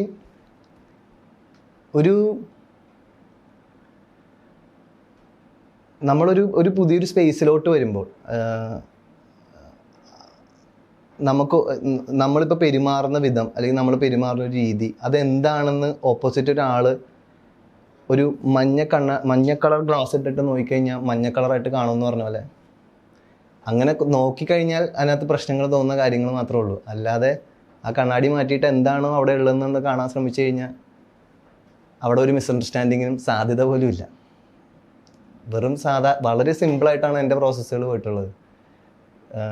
ഷൂട്ട് ചെയ്യുന്നു, അവിടെ ഉണ്ടാകുന്ന ചർച്ചകൾ കാര്യങ്ങളല്ലാണ്ട് അവിടെ അങ്ങനെ ഇപ്പം അതാ ഞാൻ പറഞ്ഞത്, ഞാൻ വർക്ക് ചെയ്തേക്കണ എൻ്റെ ഡയറക്ടേഴ്സിൻ്റെ കൂടെ അല്ല എനിക്ക് വിഷയങ്ങളുണ്ട് അല്ലെങ്കിൽ ഉണ്ടായിട്ടുണ്ടെങ്കിൽ തന്നെ ഉണ്ടായിട്ടുള്ളൂ.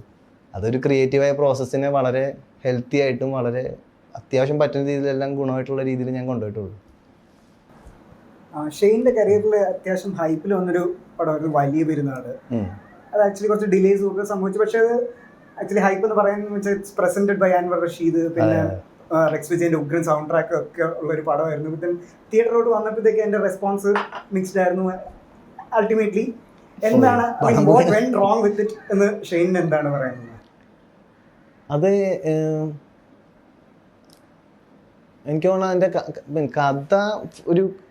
കഥയ്ക്കൊരു ഫോക്കസ് ഇല്ല പോലെ നഷ്ടപ്പെട്ട പോലെ തോന്നി ഒരു ഓഡിയോ എന്ന രീതി കണ്ടപ്പോൾ എനിക്ക്. അതെ, എവിടെയോ എന്തൊക്കെയോ നമ്മൾ പറയാൻ ശ്രമിച്ചു, പക്ഷെ ഒന്നും കിട്ടിയില്ല, കണക്റ്റ് ആയില്ല, ഓഡിയനെ കൊണ്ടുപോയില്ല കൂടെ എന്ന് തോന്നി എനിക്ക്. അവിടെയാണ് നമ്മളൊന്നും ചെയ്യണ്ടല്ലോ, പരാജയങ്ങൾ നമ്മളെ ചെയ്തോളൂ, നിന്ന് കൊടുത്താൽ പോരെ. റിഗ്രറ്റ്സ് ഉണ്ടോ? എന്ത് മേഖലയിലാണ്? ജീവിതത്തിൽ ഇത്ര നാൾ ജീവിച്ചതിലാണ്. ഇപ്പോൾ പല പല കോൺട്രവേഴ്സീസ് ഉണ്ടായത്, may be I could have corrected that, അങ്ങനെ തോന്നിയിട്ടുണ്ടോ? കറക്റ്റ് ചെയ്യാൻ, അതായത് ആ സിറ്റുവേഷൻ കഴിഞ്ഞതിന് ശേഷം ഞാൻ ചിന്തിക്കുകയാണ് എനിക്കിത് ഇങ്ങനെ ചെയ്തിരുന്നെങ്കിൽ കറക്റ്റ് ചെയ്യാമായിരുന്നു, അങ്ങനെയാണ് ഉദ്ദേശിക്കുന്നത്. ഇപ്പോൾ ആലോചിക്കുമ്പോൾ അതങ്ങനെ ചെയ്യേണ്ടിയിരുന്നില്ല അങ്ങനെ തോന്നിയിട്ടുണ്ടോ? ഇല്ല, പൂർണ്ണമായിട്ടും തോന്നിയിട്ടില്ല. വെയിലിന്റെ സെറ്റിൽ നടന്നപ്പോൾ മുട്ടയടിച്ചതും പിന്നെ അതിന് പുറകെ ഉണ്ടായ പ്രശ്നങ്ങളൊക്കെ ആലോചിക്കുമ്പോൾ മേ ബി ബേസിക്കലി അതൊരു റെബലിയസ് ആക്ട് ആയിരുന്നു എന്നുള്ളതാണ്. അതിനെ ഒരിക്കലും ഞാൻ ന്യായീകരിക്കില്ല. അതൊരു ആരും ചെയ്യാൻ പാടില്ല എന്ന് തന്നെ ഞാൻ പറയുള്ളൂ. അതൊരിക്കലും അങ്ങനെ ചെയ്യാൻ പാടില്ല, അതൊരു നല്ലൊരു കാര്യമല്ല എന്ന് ഞാൻ പറയുള്ളൂ. അത് റെബലിയസ് ആക്ട് ആയിരുന്നു. അത് acted out of anchor and aggression ആണ് ആ ഒരു പ്രോസസ്സ് സംഭവിച്ചതെന്നുള്ളത്. അതിനാണ് ഇങ്ങനെ കാണുന്നത്. എനിക്ക് ശരിക്കും ഇമ്പൾസീവ് നേച്ചറൊന്നും ഇല്ലായിരുന്നു. എനിക്ക് ഭയങ്കര ഒരു അത്ര അതിനും മാത്രം ധൈര്യമൊക്കെ ഉള്ള ഒരാളായിട്ടൊന്നും എനിക്ക് ചിന്തിക്കാൻ പറ്റുന്നില്ല എന്നെ തന്നെ. പക്ഷെ അത് ചില സിറ്റുവേഷനിൽ നമ്മളെ കൊണ്ട് നിർത്തുന്ന ഒരു സാഹചര്യമാണ്. അത് ഒരു basically it's a trauma. I think we should not talk about it. ഞാൻ എഴുതാൻ ട്രൈ ചെയ്ത് എൻ്റെ ഒരു സുഹൃത്തുക്കൾ ഇപ്പോൾ ലാസ്റ്റ് ഞാനൊരു 3-4 മാസമൊക്കെ ഇരുന്നായിരുന്നു. എനിക്കൊരു ഗ്യാപ്പ് കിട്ടിയൊരു ടൈമിലൊക്കെ ഇരുന്നായിരുന്നു. പക്ഷെ എനിക്കത് ഞാൻ ഉദ്ദേശിച്ചൊരു രീതിയിലേക്ക് എനിക്ക് എത്തിക്കാൻ പറ്റുന്നില്ല. ഭയങ്കര പാടാണ് എഴുത്ത്. സ്വയം എഴുതുമ്പോൾ എങ്ങനത്തെ സ്റ്റോറി എഴുതുന്നത്? ഒരു പ്ലസന്റ് സ്റ്റോറിയാണോ? ഞാനിപ്പോൾ ലാസ്റ്റ് ട്രൈ ചെയ്തത് ഒരു ആക്ഷൻ ഓറിയൻറ്റഡ് ഒരു പീരിയഡ് പടം ആണ് ട്രൈ ചെയ്തത്. എനിക്ക് അറിയാവുന്ന സ്ഥലമാണ്, പക്ഷെ അതിൻ്റെ ഒരു പഴയ കാലഘട്ടം. അതിലൊരു രസം തോന്നി, ഒരു റെട്രോയിഷ് ഒരു വെസ്റ്റേൺ കൾച്ചറുള്ള ഒരു പഴയ ഫോർട്ട് കൊച്ചിയാണ് എൻ്റെ ഒരു ചിന്തയിൽ വന്നത്. അതങ്ങനെ എനിക്ക് എഴുതി അങ്ങോട്ട് സെറ്റ് ചെയ്യാൻ പറ്റിയില്ല. നമുക്കൊരു ധാരണ ഉണ്ടാവുമല്ലോ, ഇത് കൊള്ളാം, ആ ഒരു സാധനത്തിലേക്ക് എത്തിയില്ല. പിന്നെ ഞാൻ പതുക്കെ പിന്നെ എൻ്റെ ഷൂട്ടുകളൊക്കെ തുടങ്ങിയപ്പോൾ അതിൽ ബിസിയായി. ആഗ്രഹമുണ്ടോ ഡയറക്ഷൻ റൈറ്റർ? ആഗ്രഹമുണ്ട്. ഡയറക്ഷൻ സിനിമാറ്റോഗ്രാഫിയും ആഗ്രഹമുള്ള വിഷയമാണ്. പക്ഷെ അത് ഞാൻ ഡയറക്റ്റ് ചെയ്യണ പടത്തിന് ചെയ്യില്ല, വേറെ ആരുടെയും ചെയ്യാൻ കാര്യം ശരിയാവില്ല. ചെറിയ പടമൊക്കെ നോക്കാം. ഇത്രയും നാളും അഭിനയിച്ച കൂടെ സിനിമാറ്റോഗ്രാഫി എന്തെങ്കിലും ട്രൈ ചെയ്തിരുന്നോ? അല്ലെങ്കിൽ സെറ്റിൽ പോകുമ്പോൾ ഞാനതിങ്ങനെ എല്ലാം നോക്കും. എത്ര ലൈറ്റ് ഉണ്ട്, എന്തൊക്കെയാണ് വെച്ചേക്കണം, ഏത് വെച്ചാൽ കട്ട് ചെയ്തേക്കണം, പുതിയ ഏത് സാധനം വന്നേക്കണം ഒക്കെ നോക്കും. അതൊക്കെ രസമുള്ള അതിൻ്റെ ഇടയിലുള്ള രസങ്ങളാണ് ഷൂട്ടിംഗ് ടൈം. പക്ഷെ എൻ്റെ ഉമ്മയെ പറ്റി ആദ്യം പറഞ്ഞിരുന്നു, ഒരു ഇന്ററാക്ഷനിൽ പറയണ്ടായി ഉമ്മയും ഞാനും ഒറ്റ ബീങ് ആണെന്ന് പറഞ്ഞു. അത്രയ്ക്ക് ആത്മബന്ധമാണോ ഉമ്മയായിട്ട്? വേറൊരു മനുഷ്യനായിട്ട് കാണാൻ പറ്റുന്നില്ല എന്നുള്ളതാണ് അതിൻ്റെ ഒരു സത്യാവസ്ഥ. അതെ അതെ, അതൊരു ഭയങ്കര ആത്മബന്ധം തന്നെയാണ്. ചില കാര്യങ്ങൾ അതാണ്, വൈകാരികത ഉൾപ്പെട്ട കാര്യങ്ങൾ നമ്മൾ പൊതുവേദിയിൽ വെക്കുമ്പോൾ അത് മനസ്സിലാകണമെങ്കിൽ അവരവരത് അനുഭവിക്കണം. അല്ലാത്ത ഒരു കാര്യവും വേറൊരാൾക്കും മനസ്സിലാവില്ല. ഇപ്പം ഞാൻ അതുകൊണ്ട് തന്നെ പറഞ്ഞു, നേരത്തെ സ്പിരിച്വലായ കാര്യത്തിനെ പറ്റി ചോദിച്ചപ്പോൾ അതെൻ്റെ എക്സ്പീരിയൻസാണ് ഞാൻ ഷെയർ ചെയ്തത്. ഇത് മനസ്സിലാവണമെങ്കിൽ അവനവനെ എക്സ്പീരിയൻസ് ഉണ്ടാവണം. അല്ലാത്തടത്തോളം അതൊരു ഏലിയൻ തോട്ടാണ്. അതിപ്പോൾ എനിക്കാണെങ്കിലും, ഇപ്പം നിങ്ങളെൻ്റെ അടുത്തൊരു കാര്യം പറഞ്ഞാൽ നിങ്ങളുടെ എക്സ്പീരിയൻസിലുള്ള ഒരു സത്യാവസ്ഥ പറയുമ്പോൾ ചിലപ്പോൾ അത് നിങ്ങളുടെ സത്യമായിരിക്കും, എനിക്ക് അറിഞ്ഞുകൂടാന്നുണ്ടെങ്കിൽ ചിലപ്പോൾ ഞാൻ അംഗീകരിക്കണമെന്നില്ല. അതുപോലെ തന്നെയാണോ പൊതുജനം, അവരവരുടെ കാഴ്ചപ്പാടുകളല്ലേ അവരവർ പറയുന്നത്. അതിനെ ആ രീതിയിൽ റെസ്പെക്റ്റ് ചെയ്ത് കാണാൻ പറ്റുന്നവരുണ്ടാവും, അതിനെ അംഗീകരിക്കുന്നവരുണ്ടാവും. പക്ഷെ അല്ലാത്തവർ ഒരു പറ്റം ആൾക്കാർ വേറെ ഉണ്ട്. അപ്പോൾ അവരെയും കൂടെ റെസ്പെക്റ്റ് ചെയ്തുകൊണ്ട് ഞാൻ അത്തരം കാര്യങ്ങൾ പൊതുവേദിയിൽ പങ്കുവെക്കുന്നില്ല എന്നുള്ളതാണ് എൻ്റെ ഒരു സുഖം.